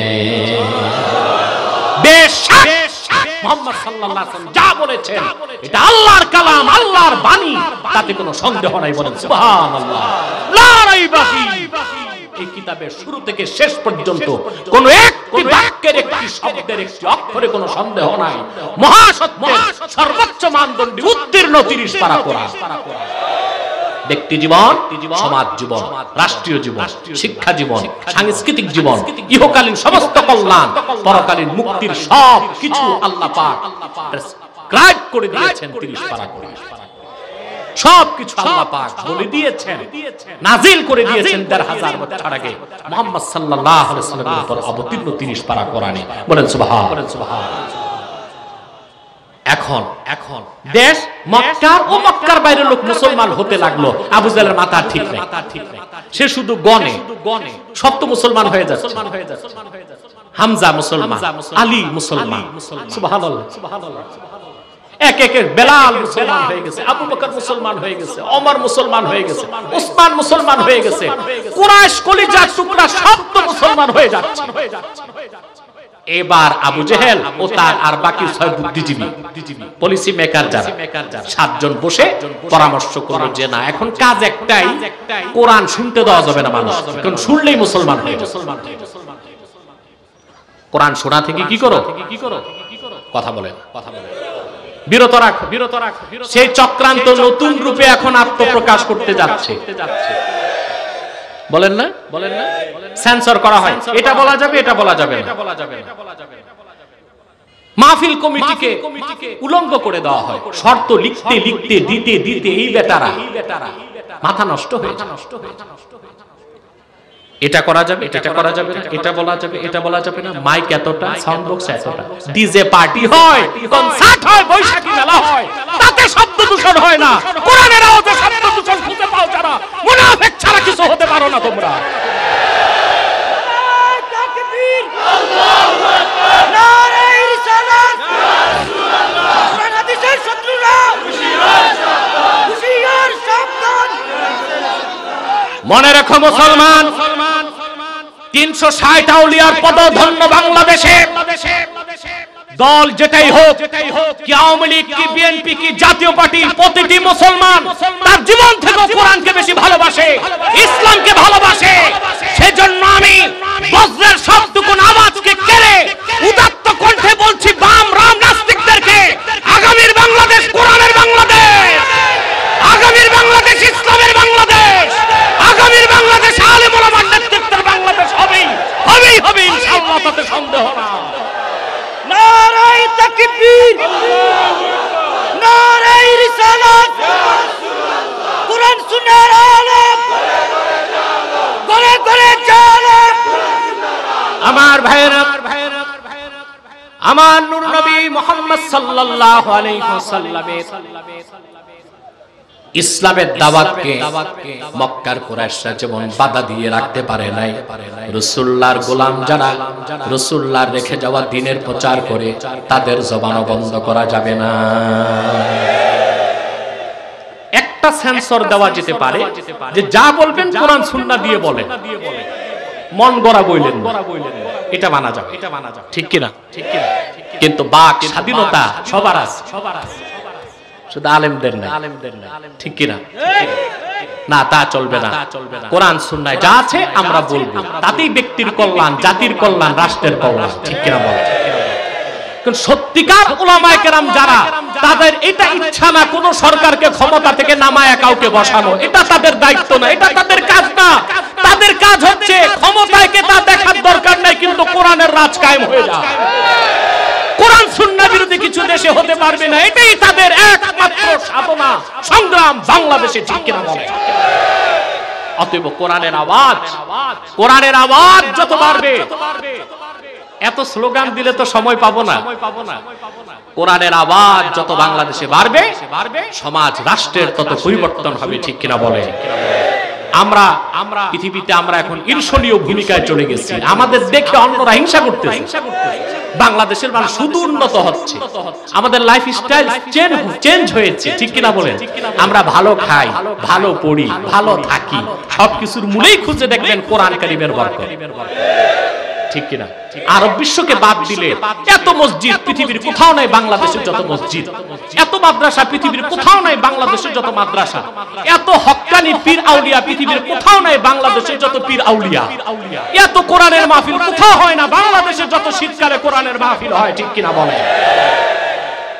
এটা কোরআনের বরকত। এই বরকত ধরে রাখতে চায়, রাজি আছেন সবাই? এই বরকত ধরে রাখতে হবে। প্রিয় ভাই বন্ধুগণ, যে কথা বলছিলাম, কোরআনের আওয়াজকে বন্ধ করা কাফেরদের পক্ষে সম্ভব। তখন তারা একটা বুদ্ধিজীবী তো তারাও ছিল, বুঝলেন নাই? তাদের একটা সংসদ ছিল, এটার নাম এসেছে দারুন নাদওয়া। কি নাম? সব বলে দিচ্ছি আমি, এসব আমার বানানো কথা না, আলেমরা জানে। মক্কার কুরাইশ যে কাফের ছিল, তাদের একটা সংসদ ছিল, নাম কি? দারুন নাদওয়া। ওইটার স্পিকার থাকতো আবু জেহেল নিজে, বুঝলেন? ওখানে সে আইন পাস করত, কি পাস করত? তারপর ওখানে সে কিভাবে রাষ্ট্র চালাবে, ইসলামকে ঠেকাবে, এগুলো সব চিন্তা করত। তারা বসে সিদ্ধান্ত নিল, এখন থেকে অপপ্রচার চালাও, কোরআন মুহাম্মদ সাল্লাল্লাহু আলাইহি ওয়াসাল্লামের বানানো কথা। কোরআন রোম দেশের কেউ রাসূলুল্লাহকে শিখায়, কোরআন জিন এসে শিখায়, কোরআন গণকের কথা, কোরআন আসাতিরুল আউয়ালিন, পূর্ববর্তীদের ঘটনা। নাউজুবিল্লাহ বলে। কাফেরদের চ্যালেঞ্জের জবাবে আল্লাহ পাক কোরআনে প্রকাশ্য চ্যালেঞ্জ দিলেন, قُلْ إِنِ اجْتَمَعَتِ الْإِنسُ وَالْجِنُّ عَلَى أَن يَأْتُوا بِمِثْلِ هَذَا الْقُرْآنِ لَا يَأْتُونَ بِمِثْلِهِ وَلَوْ كَانَ بَعْضُهُمْ لِبَعْضٍ ظَهِيرًا। আল্লাহ পাক চ্যালেঞ্জ করলেন মুহাম্মদ সাল্লাল্লাহু আলাইহি ওয়াসাল্লাম, যারা আমার কোরআনকে সন্দেহ করে, কোরআনের ব্যাপারে সংশয় পোষণ করে, আপনি ঘোষণা করুন তাম পৃথিবীর সব মানুষ আর সব জিন যদি ঐক্যবদ্ধ হয়, আমার কোরআনের মতো একটি কিতাব আনতে যদি চায়, কিয়ামত পর্যন্ত জিন আর মানুষ পারস্পরিক সহযোগিতার ভিত্তিতে কোরআন কারীমের মতো একটি কিতাব আনতে পারবে না। চ্যালেঞ্জের মোকাবেলা তারা করতে পেরেছিল নাটাও জোরে বলবা না? এখনো কেউ পেরেছে? কিয়ামত তক পারবে? কিছুদিন পর আসলো দ্বিতীয় চ্যালেঞ্জ।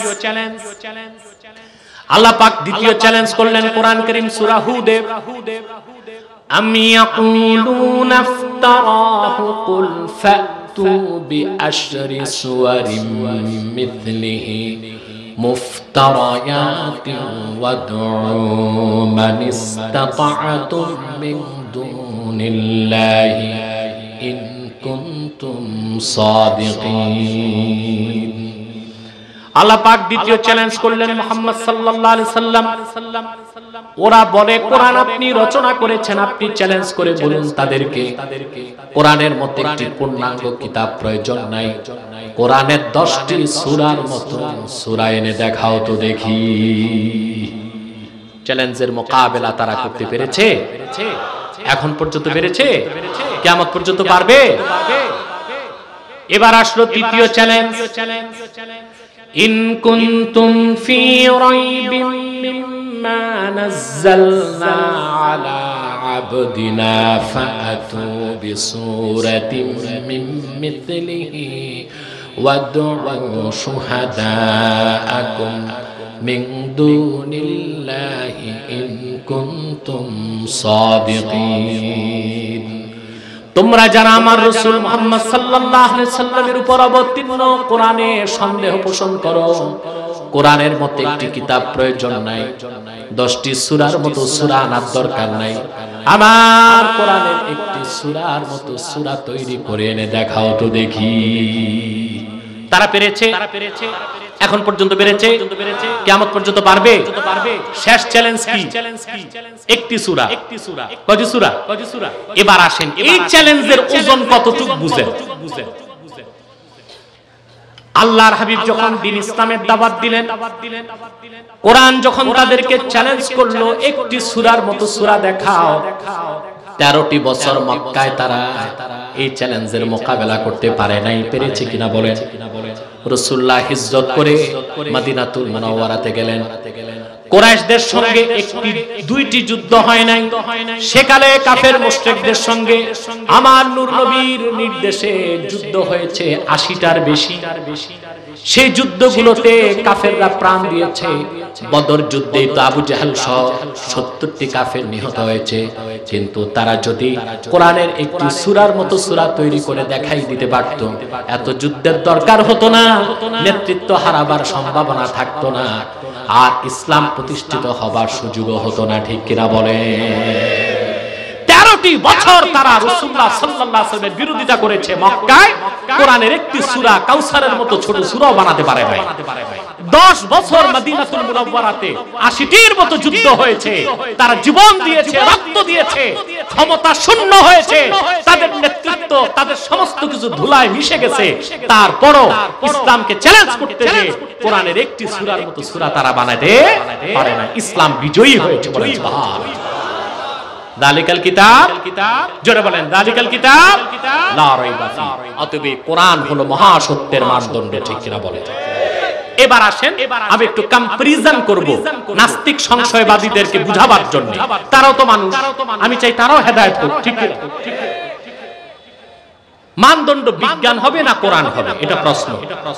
এটা তো আমাদের বিশ্বাস, এবং এই বিশ্বাসটা চূড়ান্ত সত্য বিশ্বাস। তাদের বুঝাবার জন্য বলছি, সত্যের মানদণ্ড কি বিজ্ঞান হবে না কোরআন হবে? জোরে বলেন। কেন? বিজ্ঞান হলো সসীম লিমিটেড, কোরআন হলো অসীম আনলিমিটেড। সসীম দিয়া অসীমকে মাপা যায় না, অসীম দিয়া সসীমকে মাপা যায়। ঠিক কিনা বলেন? বিজ্ঞান কেন সসীম, লিমিটেড কেন?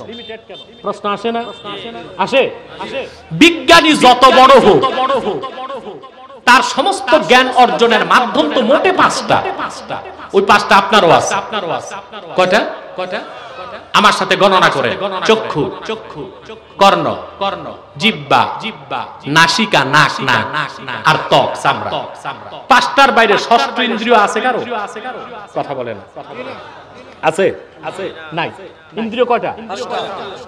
বিজ্ঞানী, দার্শনিক, ফিলোসফার, সায়েন্টিস্ট, যে ধরনের সায়েন্টিস্ট হোক, কি জুলজিস্ট, কি বোটানিস্ট, কি থিওলজিস্ট, কি কেমিস্ট, সব বিজ্ঞানী দার্শনিক যত বড় বিজ্ঞানী হোক, তার জ্ঞান অর্জনের মাধ্যম কিন্তু মোটে 5টা। এই 5টা থেকেই তাকে জ্ঞান অর্জন করতে হয়। ঠিক কিনা? এখন আপনি বলুন তো ভাই, এই 5টা যে মাধ্যম জ্ঞান অর্জনের, এর ক্ষমতা অসীম না সসীম? সসীম, সীমিত না?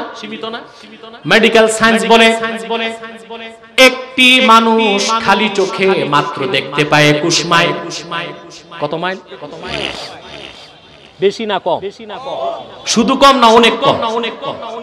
বিপরীত দিক থেকে আলোর রিফ্লেক্স যদি না থাকে, মাত্র দেখে কত? 21 মাইল। কথা বলো না ভাই, এটা বেশি না কম? কম না খুবই কম? বিজ্ঞান যে দূরে দেখে ওটা তো দূরবীন দিয়া, মহাকাশে দেখে ওটা টেলিস্কোপ দিয়ে, কিন্তু তার ক্ষমতা কতটুকু? কিন্তু আমরা যে পরিমাণ ফরমালিন এবং কার্বাইড খাচ্ছি, এখন 21 মাইল আর যাবে না, 7 থেকে 10 মাইল যেতে পারে। ছোট ছোট বাচ্চাদের দেখি এত মোটা গ্লাস লাগায় চশমা, এত মোটা, 1500 পাওয়ার 2500 পাওয়ারের চশমা লাগে। ও দেখবে কি 3 মাইলের বেশি তো দেখবেই না। কথা বুঝতেছেন? অথচ আল্লাহ তাআলার একটি নগণ্য সৃষ্টি ঈগল পাখি 700 থেকে 1000 মাইল দেখে। আর 30 গজ পানির নিচে মাছ কি করতেছে ওটা খাবে তো, সে এম নেয় উপর থেকে, ওটারে নিশানা বানায়। একটি শকুন মানুষের চেয়ে বেশি দেখে। কথা বলে। এখন আসুন, আমেরিকাতে একটা মহাকাশ গবেষণা সংস্থা আছে নাসা। হ্যাঁ, নাসাতে বসে বিজ্ঞানীগণ অতি আণুবীক্ষণিক কম্পিউটারাইজড টেলিস্কোপে মিলিয়ন নয় বিলিয়ন বিলিয়ন আলোক বর্ষ দূরে, যা সূর্য থেকে হাজার হাজার মাইল, বিলিয়ন বিলিয়ন মাইল দূরে যে নক্ষত্র তা তারা দেখতে পায়। নাসাতে বসে বিলিয়ন বিলিয়ন আলোক বর্ষে নক্ষত্রের গতি কি তা দেখতে পায় আমেরিকায় বসে। আপনাকে একটা প্রশ্ন করি, ওই নাসাতে যে বিজ্ঞানী 2 চোখে অন্ধ, ও কি দেখবে? বায়োস্কোপ দিলে কি আর টেলিস্কোপ দিলে কি? ও তো তার নাকের ডগায় যে মাছি বসছে তাই দেখবে। তাহলে তার জ্ঞান অর্জনের মূল মাধ্যম কি টেলিস্কোপ না চোখ? সেই চক্ষু অসীম না সসীম? তাহলে বিজ্ঞানের জ্ঞানটা অসীম না সসীম? বুঝতেছেন? এবার আসেন কান। মানুষের কানের ক্ষমতা কতটুকু? পদার্থ বিজ্ঞান বলে, উত্তরটা আমি অন্যভাবে দিচ্ছি। 2010 সালে বা 9 সালে ইঞ্জিনিয়ার ইনস্টিটিউটে ভিআইপি লাউঞ্জ একটা প্রোগ্রাম, সেখানে বাংলাদেশের এক বড় বিজ্ঞানী, পদার্থ বিজ্ঞানী ছিলেন, আমাকে প্রধান আলোচক করে তারা নেন। প্রশ্নোত্তর পর্ব শুরু। ইসলাম রিলেটেড প্রশ্নের উত্তর আমি দিলাম, এবার বিজ্ঞান রিলেটেড প্রশ্নের উত্তর দিবেন doctor M Shamsher Ali, 1 number পদার্থ বিজ্ঞানী বাংলাদেশ। তাকে প্রশ্ন করলে, স্যার বুয়েটের ছাত্র, ওরা তো বিজ্ঞান নিয়ে পড়ে, স্যার শুনছি কবরে নাকি তর্জন হয়, গর্জন হয়, আওয়াজ হয়, হয় কি না আওয়াজ? হয়তো এটা হাদিসে আছে। আল্লাহর হাবিব সাল্লাল্লাহু আলাইহি ওয়াসাল্লাম বলেছেন, মানুষকে যখন কবরে দাফন করা হয়, হিসাব নিকাশের পর, সওয়াল জবাবের পর মাটি চাপ দেয়। ডান দিক থেকে মাটি চাপ দেয়, হাড় হাড্ডি গুলো চুরমার হয়ে বাম দিক চলে আসে। বাম দিক থেকে মাটি চাপ দেয়, হাড় হাড্ডি গুলো ভেঙে ডান দিকে চলে আসে। মানুষটা এমন জোরে চিৎকার দেয়, দুনিয়ার পূবে পশ্চিমে তার আওয়াজ চলে যায়। সবাই শুনতে পায় তার চিৎকার, তার আর্তনাদ। শুধু শোনে না জিন আর মানুষ, শুধু শোনে না। হাদিসের বাকি অংশটাও বলে দিচ্ছি আপনাদের হেদায়েতের জন্য। রাসূলুল্লাহ বললেন, প্রত্যেক মানুষকে মাটি চাপ দিবে, নামাজিকেও বেনামাজিকেও, ইমানদারকেও কাফেরকেও, মুশরিককেও বেঈমানকেও। প্রশ্ন আসে না, তুই ঈমান এনে নামাজ পড়ে লাভ কি? মাতো না ভাই। এই প্রশ্ন আমাদের না, আমাদের আম্মা জান হযরত আয়েশা রাদিয়াল্লাহু তাআলা আনহা কাঁদতে লাগছে। নিজের জন্য না, সন্তানদের জন্য। সন্তান কারা? আমরা। সুবহানাল্লাহ বলে। আম্মা জান আয়েশার কান্না দেখে রাসূলুল্লাহ বললেন, আয়েশা কান্না করছো কেন? তিনি বললেন, ইয়া রাসূলুল্লাহ, ইয়া হাবিবাল্লাহ, প্রতিটা মানুষকে মাটি যদি চাপ দেয়, তাহলে আপনার মুমিন উম্মত যারা, তাদের কি অবস্থা হবে? তারাও তো মাটির চাপে কষ্ট পাবে। আল্লাহর হাবিব বললেন, আয়েশা, আমার ঈমানদার উম্মতের কোনো ভয় নাই, চিন্তা নাই। মাটি হয়ে যাবে তার জন্য, কবরের মাটি হবে কা উম্মতি শাফাকাতি ইয়াশকু আলাইহা ইবনু হাসাগিরুস সুদা। আমার মুমিন উম্মতের জন্য কবরের মাটি হয়ে যাবে দয়ালু মায়ের হাতের মতো। সুবহানাল্লাহ বলবেন না? একটি সন্তান মাথা ব্যথা নিয়ে তার মায়ের কাছে যে যখন অভিযোগ করে, মা আমার মাথা ব্যথা করছে, দয়ালু মা সন্তানের মাথাটা শীতল বুকের মধ্যে রেখে আস্তে আস্তে আলতোভাবে দাবায় দেয়। মায়ের হাতের চাপ খেলে সন্তান মায়ের বুকের মধ্যে ঘুমায় যায়, কখন টের পায় না। মুমিনকে কবর যখন চাপ দিবে, মায়ের হাতে মোলায়েম চাপের মতো কবরের মাটির চাপ তার গায়ে লাগবে। মুমিন এত আরামের ঘুম ঘুমায় যাবে, ইসরাফিলের সিংহায় ফুকের আগে তার ঘুম ভাঙবে না। আমরা ওই রকম উম্মত হতে চাই, ঠিক কিনা বলেন? ঈমান এনে না বাদ দিয়া, নামাজ পড়ে না বাদ দিয়া, সুদ ঘুষ বাদ দিয়া না ভালো মতো খাইয়া, ওই রকম উম্মত হতে চাই, ঠিক কিনা বলে? আসেন এবার ফিরে যাচ্ছে আবার বিজ্ঞান কি বলে। তাকে প্রশ্ন করলো বুয়েটের ছাত্র, স্যার এত জোরে আওয়াজ হয় তো আমরা শুনি না কেন? 3.5 হাত উপরে তো হাঁটাহাঁটি আমরা শুনি না। তো বিজ্ঞানী মহোদয় জবাব দিতে পারেন না, কারণ তার কাছে বিজ্ঞান আছে, কোরআন নাই। জবাব আমার কাছে, আলহামদুলিল্লাহ আমি জবাব দিয়েছি, দিয়ে যাচ্ছি। আমি বলেছি পদার্থ বিজ্ঞান বলে শব্দ কেন আমরা শুনি। কোন বস্তু যখন আঘাতপ্রাপ্ত হয়, আওয়াজ পেয়েছেন? আমার আঘাতে এই শব্দ বাতাসে কম্পন সৃষ্টি করেছে বস্তুটা। কম্পন ভাসতে ভাসতে ঢেউয়ের মাধ্যমে আমাদের কানে ঢুকেছে। বিজ্ঞান বলে কোন বস্তুর কম্পাঙ্ক সেকেন্ডে যদি 20,000-এর বেশি হয়, ওই তীব্র আওয়াজ মানুষ শুনবে না। আর কোন শব্দের কম্পাঙ্ক যদি সেকেন্ডে 20-এর কম হয়, সেটা মানুষ শুনবে। 20 থেকে 20,000-এর মাঝখানে মানুষ শুনবে। সেজন্যই কানের গোড়ায় পিঁপড়া হাঁটাহাঁটি করে তার পায়ের ক্ষীণ শব্দের আওয়াজ আমরা শুনি না, কারণ তার কম্পাঙ্ক সেকেন্ডে 20-এর কম। অপরদিকে কবরে যে ফেরেশতা পিটাইলে গর্জন হয়, আর্তনাদ হয়, সে আওয়াজ তো সেকেন্ডে 20 লক্ষেরও বেশি, তা মানুষ শুনবে না। সেটাই তো সায়েন্টিফিক কথা, ঠিক কিনা? সংশয়বাদীরা, নাস্তিকরা 2 পাতা বিজ্ঞান পড়লে নাস্তিক হয়, আর পুরা বিজ্ঞান পড়লে আল্লাহর গোলাম হয়ে যায়, ঠিক কিনা বলেন? আবার বলছি, 2 পাতা বিজ্ঞান পড়লে কি হয়, আর পুরা বিজ্ঞান পড়লে কি হয়? Charles Einstein, Albert Einstein, modern সায়েন্সের জনক যাকে বলা হয়, মৃত্যুর পরে তার বাড়িতে তার বুক সেলফে সবকিছুর উপর পাওয়া গিয়েছে কোরআন কারীম। আল্লাহর কোরআন সে নিয়মিত অধ্যয়ন করত, নিয়মিত পড়ত। নেপোলিয়ন বোনাপার্ট মৃত্যুর পরে তার বাড়িতে কোরআন কারীম পাওয়া গিয়েছে। হোমিওপ্যাথির জনক হেনিম্যান, তার বাড়িতে কোরআন কারীম পাওয়া গিয়েছে, তাসবিহ পাওয়া গেছে, জায়নামাজ পাওয়া গেছে। তারা ইসলামকে প্রকাশ করতে পারে না, গোপনে তারা মুমিন হয়ে নিভৃতে নির্জনে আল্লাহর গোলামি করে জিন্দেগি পার করেছে। আর আমার দেশে সলিমুদ্দিনের নাতি কলিমুদ্দিনের ছেলে ঢাকা বিশ্ববিদ্যালয়ের বারান্দা ঘুরে পরকাল বিশ্বাস করে না, কোরআনকে বিশ্বাস করে না। নাস্তিকদের জীবাণু তার ভিতর ঢুকে যায় বলে নাউজুবিল্লাহ। সময় তো অনেক হয়ে গেল, প্রায় 4টা। আপনার একটা লোক উঠবেন না, আমি 15-20 মিনিটে মুনাজাত করব, তারপর যে নামাজ পড়বেন। পারবেন তো ইনশাআল্লাহ? কথা বলে না। তাহলে বিজ্ঞান দিয়ে কোরআন যাচাই করবেন না কোরআন দিয়ে বিজ্ঞান? কথা বলে না। সেজন্য ভাইয়েরা, বিজ্ঞান থেকে কোনো সমস্যা নাই, এটাও ইবাদত ওটাও ইবাদত। আজানের সময় দুনিয়ার কাজ করা যায় না, রাজনৈতিক আলাপ করা যায় না, কোরআন আলোচনা করা যায়।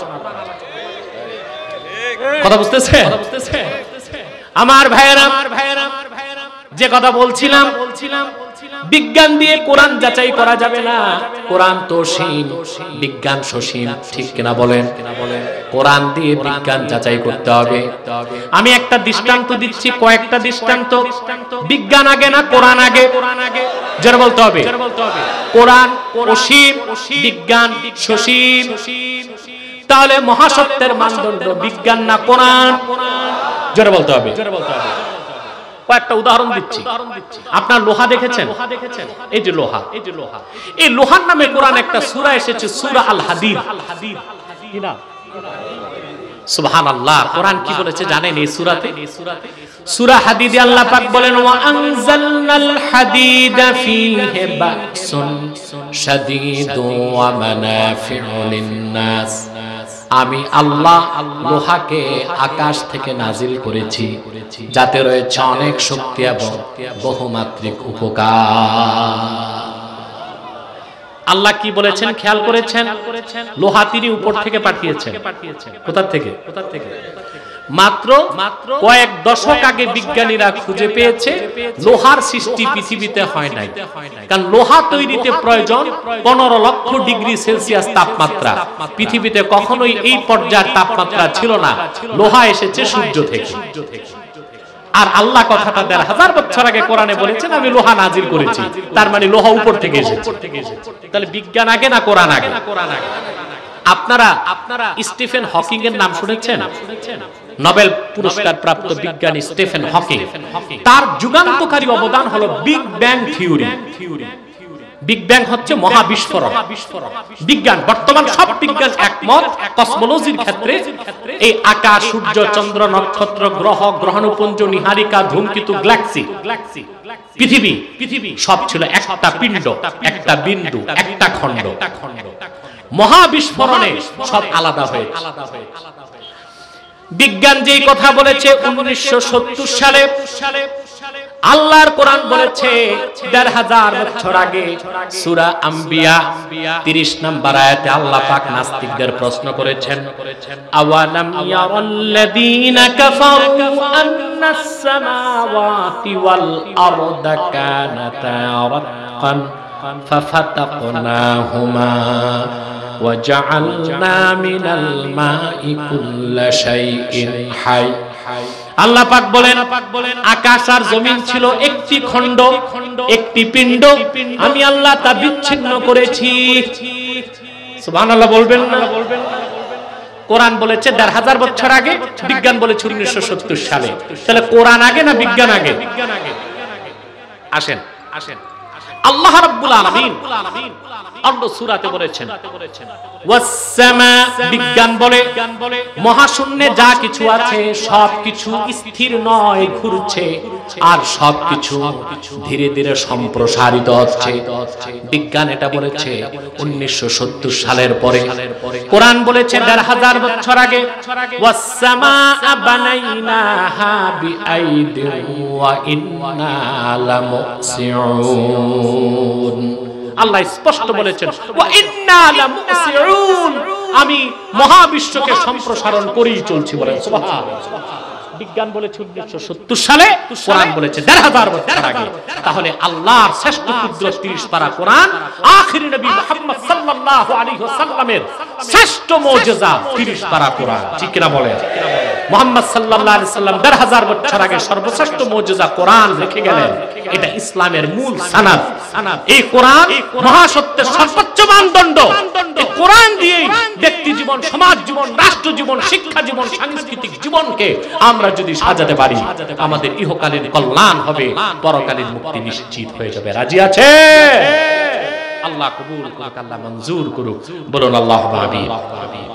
আরেকটি আয়াত পড়েছিলাম, এই অংশটা শেষ করে দিচ্ছি 5 মিনিটে। এরপর আল্লাহ পাক বলেন হুদাল্লিল মুত্তাকিন, এই কোরআন হলো মুত্তাকিদের জন্য পথ প্রদর্শক। আপনারা দুই একটা মানুষ উঠাউঠি করে বাকি মানুষের আমলটা নষ্ট করবেন। আপনাদের এত তাড়াহুড়া কেন? যেহেতু নামাজ পড়তেই পারবেন, এই বিশাল জনসমুদ্রে একসাথে মুনাজাত করবেন, এই সৌভাগ্যটা তো পাবেন না। আমরা 15-20 মিনিটে শেষ করে দিচ্ছি প্রোগ্রামটা, আপাতত রাতে আবার চলবে ইনশাআল্লাহ। বলেন ইনশাআল্লাহ। এরপর আল্লাহ বলেছেন হুদাল্লিল মুত্তাকিন, কোরআন হচ্ছে মুত্তাকিদের জন্য পথ প্রদর্শক। কাদের জন্য? জোরে মাতো না ভাই সাহেব। মুত্তাকিকে যার লম্বা দাড়ি, লম্বা জুব্বা, লম্বা পাগড়ি, 1000 দানার তাসবিহ, এর নাম মুত্তাকি না? না, আমি ব্যাখ্যা দিচ্ছি, 1 মিনিটে হলো ব্যাখ্যা। এখন কথা হলো আল্লাহ বলেছেন হুদাল্লিল মুত্তাকিন, কোরআন মুত্তাকিদের জন্য পথ প্রদর্শক। তাহলে প্রশ্ন আসে বাকি যারা মুসলমান তাদের জন্য কি পথ প্রদর্শক নয়? প্রশ্ন আসে না? আল্লাহ জবাব দিয়েছেন আরেক জায়গায়, وَنَزَّلْنَا عَلَيْكَ الْكِتَابَ تِبْيَانًا لِكُلِّ شَيْءٍ وَهُدًى وَرَحْمَةً وَبُشْرَى لِلْمُسْلِمِينَ।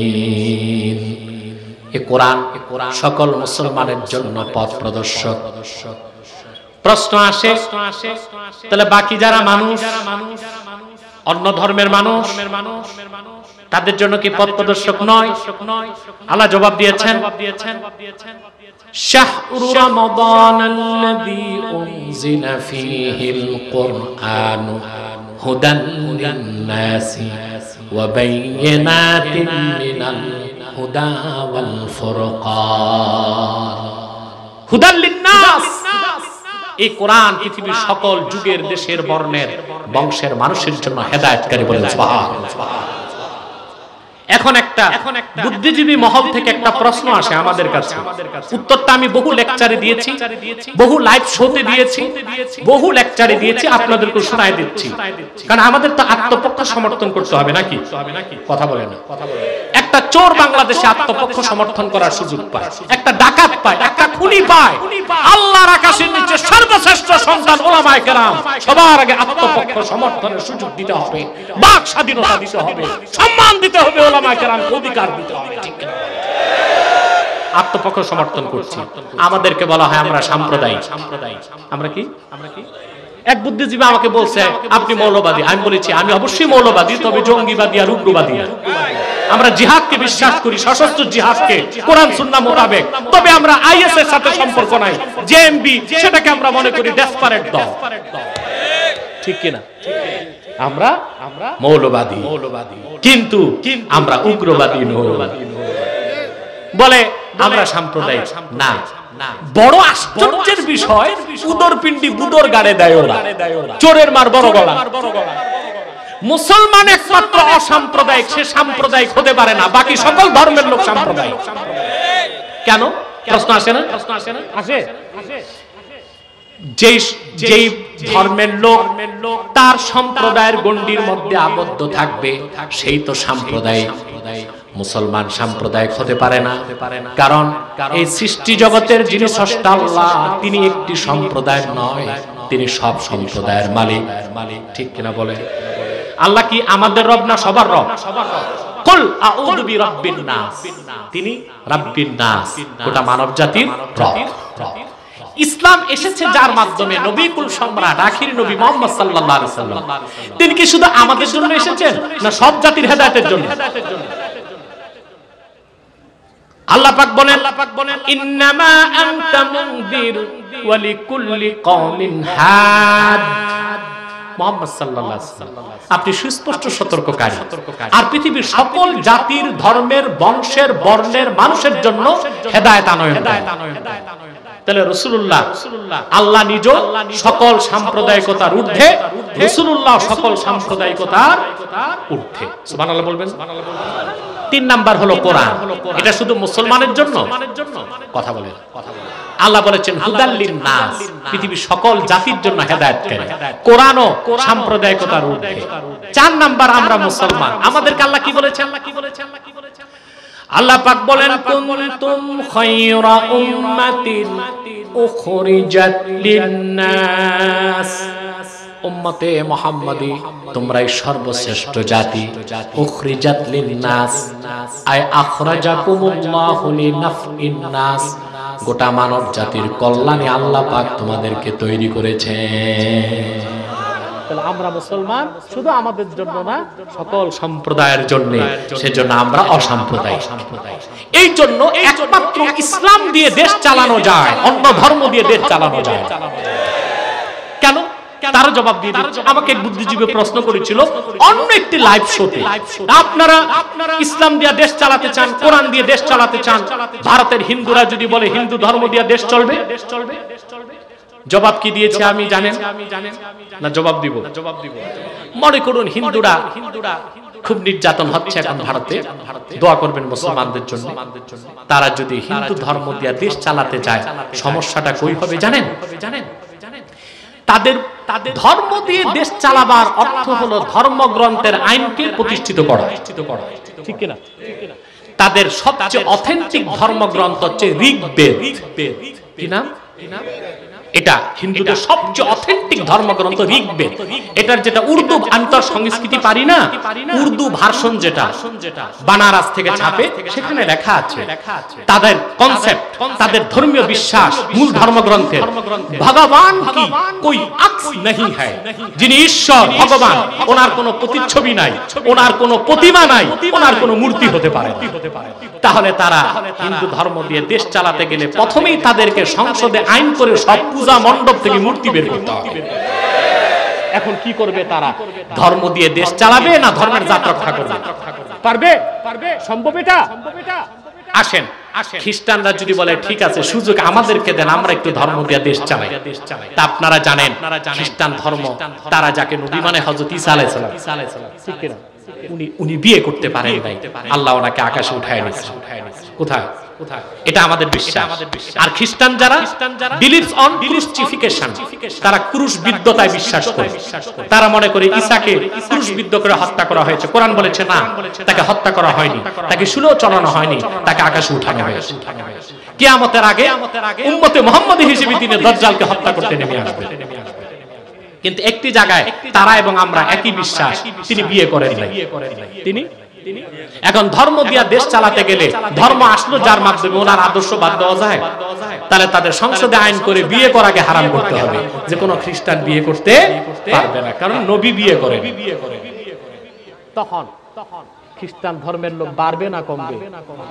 কমতে কমতে এক সময় তারা দেশই হারিয়ে ফেলবে। কারণ রাষ্ট্রবিজ্ঞান বলে দেশ হতে দুইটা জিনিস লাগে, নির্ধারিত ভূখণ্ড এবং নির্ধারিত ভাষা ও সংস্কৃতির একটি জনগোষ্ঠী, দুইটা মিলে হয় রাষ্ট্র। জনগোষ্ঠী নাই, ভূখণ্ড আছে, ওটা দেশ না। ভূখণ্ড আছে, জনগণ নাই, ওটাও দেশ না। তাই খ্রিস্টানরা ধর্ম দিয়া দেশ চালাতে গেলে দেশই থাকবে। বৌদ্ধরা যদি বলে আমরা একটু ঠান্ডা আছি, আমাদেরকে দেন একটু দেশ চালাই, আমি বৌদ্ধ ধর্ম দিয়া, তা আমরা বলবো ঠিক আছে চালা। একদিনও চালাতে পারবে না, কারণ বৌদ্ধ ধর্মের মূল নীতি জীব হত্যা মহাপাপ। সংসদে আইন করতে হবে যত চোর ডাকাত খুন খারাপি আছে তাদের হত্যা করা যাবে না, ফাঁসিও দেওয়া যাবে না, যে যেমনি আছে জীব হত্যা। একমাত্র রাষ্ট্র চালাবার মহাদর্শ উপহার দিয়ে ছাল করা। আর কোন ধর্মে কোন উদাহরণ নাই, কোন সম্ভাবনা নাই। সেজন্য বলি আমরা একটি সম্প্রদায় আমাদের জন্য নয়, আমরা অসাম্প্রদায়িক, আমরা সকল সম্প্রদায়ের জন্য। গোটা বিশ্বের সকল সম্প্রদায়ের কল্যাণ নির্ভর করে মুসলমানের নেতৃত্বের হাতে, ঠিক কিনা বলে? পরিশেষে যেই কথা বলে শেষ করে যাচ্ছি, তাহলে আল্লাহ পাক হুদাল্লিল মুত্তাকিন কেন বললেন? এটা তো হুদাল্লিন নাস, হুদাল্লিল মুসলিমিন, হুদাল্লিল মুমিনিন, হুদাল্লিল মুত্তাকিন কেন বললেন? তার জবাব কাজী বাইজাবি দিয়েছেন। পৃথিবীর সব মানুষ কোরআন থেকে যতটুকু হেদায়েত পাবে তার চেয়ে বেশি পাবে মুমিন মুসলমানগণ, আর সবচেয়ে বেশি কোরআনের উপকার লাভ করবে যারা আল্লাহকে ভয় পায়, মুত্তাকি তারাই। আমরা আল্লাহকে ভয় করব, রাজি আছেন? শুধু দাড়ি টুপিতে মুত্তাকি হওয়া যায় না, আল্লাহকে ভয় করলেই মুত্তাকি হওয়া যায়। অন্তরে আল্লাহর ভয় রাখবেন, প্রত্যেকটা কাজ করার আগে এটা বিশ্বাস রাখবেন মহান আল্লাহ তাআলা আমাকে আপনাকে দেখতেছেন। এই বিশ্বাস যার অন্তরে জাগ্রত থাকবে এটার নাম তাকওয়া। এই তাকওয়া যার আছে সে চুরি করবে না, ডাকাতি করবে না, নেশা করবে না, খুন খারাপি করবে না, খাদ্যে ভেজাল মিশাবে না, আরেকজনের খেত ধাক্কা ধাক্কি করবে না, অন্যায় ভাবে কাউকে মারবে না, মিথ্যা মামলা দিবে না, দুধে পানি মিশাবে না, জানাবে বিচার করবে না, কোন ধর্ষণ করে মা মহিলাদেরকে হত্যা করে নারী নির্যাতনের তাণ্ডব বাংলাদেশে করবে না, ঠিক কিনা? বাংলাদেশের সবচেয়ে বড় সমস্যা এখন নেশা আর ধর্ষণ, ঠিক কিনা? এই ক্ষেত্রে সরকার জিরো টলারেন্স, নেশা বন্ধে এবং নারী নির্যাতন বন্ধে, কিন্তু সাকসেস হচ্ছে না কেন? তার দুটো কারণ। এক, ত্রুটিপূর্ণ শিক্ষা ব্যবস্থা, ত্রুটিপূর্ণ আইন।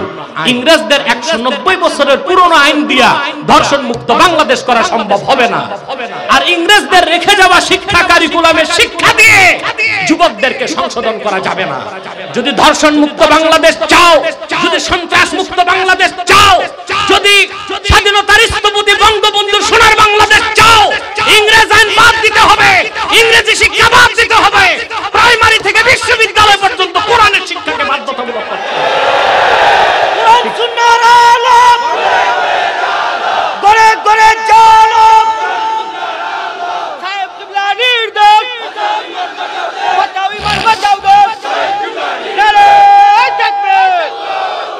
তাহলে সোনার বাংলাদেশ যদি গড়তে চান, কোরআন সুন্নাহ শিক্ষাকে প্রাইমারি থেকে বিশ্ববিদ্যালয় পর্যন্ত বাধ্যতামূলক করতে হবে, আর বিশেষ করে ধর্ষণ বন্ধে কোরআনের আইনকে বাস্তবায়ন করতে হবে।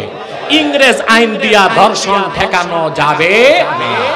আমাদেরকে মুত্তাকি হতে হবে। আল্লাহ পাক যেন কবুল করেন, বলুন আল্লাহুম্মা আমিন। যারা দাঁড়িয়ে আছেন বসে যান মুনাজাতের আগে, কেউ দাঁড়িয়ে থাকবেন না। আপনাদের কোমরের হাড্ডি যথেষ্ট শক্তিশালী এবং হাঁটুর স্প্রিংও খুব টাইট। রাখো, কেউ উঠানামা করে না, বসেন পীর সাহেবরা। বিদেশে যারা আছে সব দোয়া করবো, আমি সব লিখা আছে, সবাইকে আমি বলবো। প্রিয় ভাই বন্ধুগণ, আমরা আলহামদুলিল্লাহ আজকের মাহফিলটা প্রথম পর্ব সফল হয়ে গেছে। দিনেরটা রাতেরটা সফল করবেন, দোয়া করে যাই আল্লাহ যেন সফল করে। সাদাকাল্লাহুল আযীম ওয়া সাদাকা রাসূলুহুন নবিয়ুল কারীম ওয়া নাহনু আলা যালিকা মিনাশ শাহিদিন ওয়া শাকিরিন ওয়ালহামদুলিল্লাহি রাব্বিল আলামিন। বিদায় বেলা আমি আপনাদেরকে একটু অনুরোধ করে যাচ্ছি, আপনারা এখানে সকল দলের লোক আছেন, ঠিক কিনা? এই মাঠে কোনো দলাদলি আছে, মারামারি আছে? কেন? দলের পরিচয় আমরা আসি নাই, এখানে আমাদের একটাই পরিচয়, আমরা মুসলমান। বিশ্বনাথবাসী, তোমাদেরকে দুই হাতে করজোড় আমার অনুরোধ, দলীয় মতভেদ থাকতেই পারে, তা থাকবে রাজপথে, তা থাকবে সংসদে, কিন্তু ইসলামের স্বার্থে, মুসলমানের স্বার্থে আর বাংলাদেশের স্বাধীনতা সার্বভৌমত্ব রক্ষার স্বার্থে আমরা সকল দলের মুসলমান এক হয়ে যাব। এই ক্ষেত্রে কে কোন দল আমরা তা দেখব না। রাজি আছেন? বাংলাদেশে অনেক ধর্মের লোক আছে, তারা তাদের ধর্মকর্ম পালন করে, আমরা কিছু বলি না, বাধাও দেই না, তারা তাদের গণ্ডিত ধর্ম পালন করুক। কিন্তু একটি কুখ্যাত সম্প্রদায় বাংলাদেশে আছে, যাদের একমাত্র কাজ মানুষকে ধোঁকা দিয়ে কনভার্ট করা, কাফের বানানো, তারা হলো কুখ্যাত কাদিয়ানী সম্প্রদায়। নিঃসন্দেহে তারা অমুসলিম এবং কাফের। তাদেরকে যারা কাফের বলবে না, তারাও কাফের। তাদের ব্যাপারে আপনাদেরকে সজাগ এবং সতর্ক হতে হবে। তাদেরকে অমুসলিম ঘোষণার দাবি আদায়ের জন্য আপনাদেরকে ঐক্যবদ্ধ হইতে হবে। রাজি আছেন? নিঃসন্দেহে তারা অমুসলিম, তারা কাফের, তারা বেঈমান, তারা জিন্দিক। কারণ তারা আল্লাহর আখিরি নবী মুহাম্মদ সাল্লাল্লাহু আলাইহি সাল্লামকে আল্লাহর শেষ নবী হিসেবে বিশ্বাস করে না। চিল্লায় বলেন নাউজুবিল্লাহ। এজন্য তারা কি? সর্বশক্তি দিয়ে বলেন তারা কি? তাদেরকে যারা কাফের বলবে না, তারাও কাফের। মানুষকে ধোঁকা দিতে তারা দাড়ি রাখে, টুপি লাগায়, মুসলমানের মতো নাম রাখে, তাই বলে তাদেরকে মুসলমান বলা যাবে না। দাড়ি রাখলে কেউ যদি মুসলমান হতে পারতো, তো রবীন্দ্রনাথ ঠাকুরের চেয়ে বড় মুসলমান কে হইতো? টুপি লাগাইলে মুসলমান হওয়া যায় না। টুপি লাগাইলে যদি মুসলমান হওয়া যেত, তো মহাত্মা গান্ধীকে কি বলবে? নাম রাখার দ্বারা মুসলমান হওয়া যায় না। যায়? এক খবিস বোতল ভর্তি পেশাব, উপরে লেবেল লাগিয়ে দিল শরবত, ওটা কি শরবত হবে? তদ্রুপ কাদিয়ানীরা অমুসলিম। আব্দুল আব্বাল, আব্দুস সামাদ, মুবাশশির আলী, কবির চৌধুরী, এসব নাম রাখার দ্বারা তারা মুসলমান হতে পারে না। ভাইরা আমার, বন্ধুরা আমার, আমার আল্লাহ নূর নবী আমার মুহাম্মদ সাল্লাল্লাহু আলাইহি ওয়াসাল্লামের ইসলাম ও কোরআনের হাজার হাজার হাজার বছর পরে বর্তমান ভারতের কুখ্যাত পাঞ্জাবের কুখ্যাত গুরুদাসপুরের কুখ্যাত কাদিয়ানে ইংরেজ আমলে এক শয়তান নিজকে নবী দাবি করেছে। চিল্লায় বলেন নাউজুবিল্লাহ। শয়তানটার নাম রেখেছিল তার বাপ মির্জা গোলাম আহমদ কাদিয়ানী। সাবধান, সাবধান, তাকে গোলাম আহমদ বলা যাবে না, কারণ গোলাম আহমদ অর্থ হচ্ছে আহমদ এর গোলাম। কোন কাফের কোনদিনও গোলাম আহমদ এর গোলাম হতে পারে না। আর সে ছিল কুখ্যাত কাফের, সে গোলাম আহমদ এর গোলাম ছিল না, সে ছিল কুখ্যাত শয়তানের কুখ্যাত গোলাম। কাদিয়ানের কাযযাব মিথ্যানবতের দাবিদার মির্জা গোলাম শয়তান কাদিয়ানের উপর গজব এসেছে 1908 সালে। যখন গজব এসেছে, কাদিয়ানের কাযযাব মিথ্যানবতের দাবিদার মির্জা গোলাম শয়তান কাদিয়ানী 1908 সালে ধ্বংস হয়ে কুখ্যাত জাহান্নামের কুখ্যাত কুকুরে পরিণত হয়েছে। তার অনুসারীরাও ধ্বংস হয়েছে। বর্তমানে কিছু কাদিয়ানী বাংলাদেশে আছে, যারা ইসলাম ও মুসলমানের বিপক্ষে চক্রান্ত করে যাচ্ছে। তাদেরকে নির্মূল করার জন্য, রাষ্ট্রীয়ভাবে অমুসলিম ঘোষণার দাবি আদায় করার জন্য সকল দলের মুসলমানকে এক হইতে হবে। তারা মানুষকে ধোঁকা দিয়ে কাফের বানাবার জন্য নাম পরিবর্তন করে করে মিথ্যা পরিচয় দেয়। কখনো নিজেদের পরিচয় দেয় আহমদি জামাত, কখনো বলে আহমদিয়া জামাত, কখনো বলে আহমদি সম্প্রদায়, কখনো বলে আহমদিয়া সম্প্রদায়, কখনো বলে আহমদি মুসলিম জামাত, কখনো বলে আহমদিয়া মুসলিম জামাত। সাবধান, যত কাদিয়ানি ছিল আছে থাকবে, তারা কেউ আহমদি জামাত নয়, আহমদিয়া জামাত নয়, আহমদি সম্প্রদায় নয়, আহমদিয়া সম্প্রদায় নয়, আহমদি মুসলিম জামাত নয়, আহমদিয়া মুসলিম জামাত নয়। তারা শয়তানি জামাত, কুখ্যাত জাহান্নামের কুখ্যাত কুকুরের দল।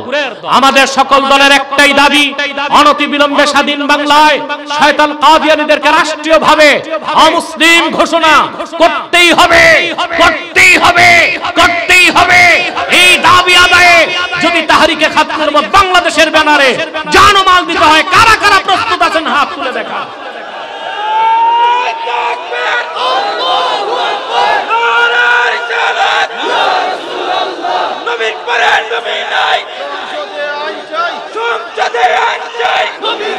আমার ভাইরা, আমার ভাইরা, আমার ভাইরা, তাদেরকে অর্থনৈতিক সহযোগিতা করবেন না, করেন করেন করেন করেন। প্রাণ কোম্পানির যত জিনিস তাদের, আরএফএল এর পণ্য তাদের, সেজান জুস তাদের, প্রথম আলো, ডেইলি স্টার, কালের কণ্ঠ, এগুলো তাদের। এগুলো ধরবেন না, কিনবেন না, বেচবেন না, মনে থাকবে। বিদায় বেলা আরেকটা কথা বলি, আপনাদের ভিতর করোনার চেয়ে মারাত্মক একটা ভাইরাস ঢুকতেছে, এর থেকে দূরে থাকবেন। সেটার নাম হচ্ছে সুদ। আপনাদের রক্তের ফোঁটায় ফোঁটায় এখন সুদ মিশে গেছে। সুদের নাম পরিবর্তন হয়ে গেছে, ইন্টারেস্ট নামে, লভ্যাংশ নামে, তারপরে সমিতির নামে, মুনাফা নামে সুদ এখন আপনারা খাচ্ছেন। এতে বিভ্রান্তিতে অনেক আলেমরাও সুদের সাথে জড়িত হয়ে যাচ্ছে।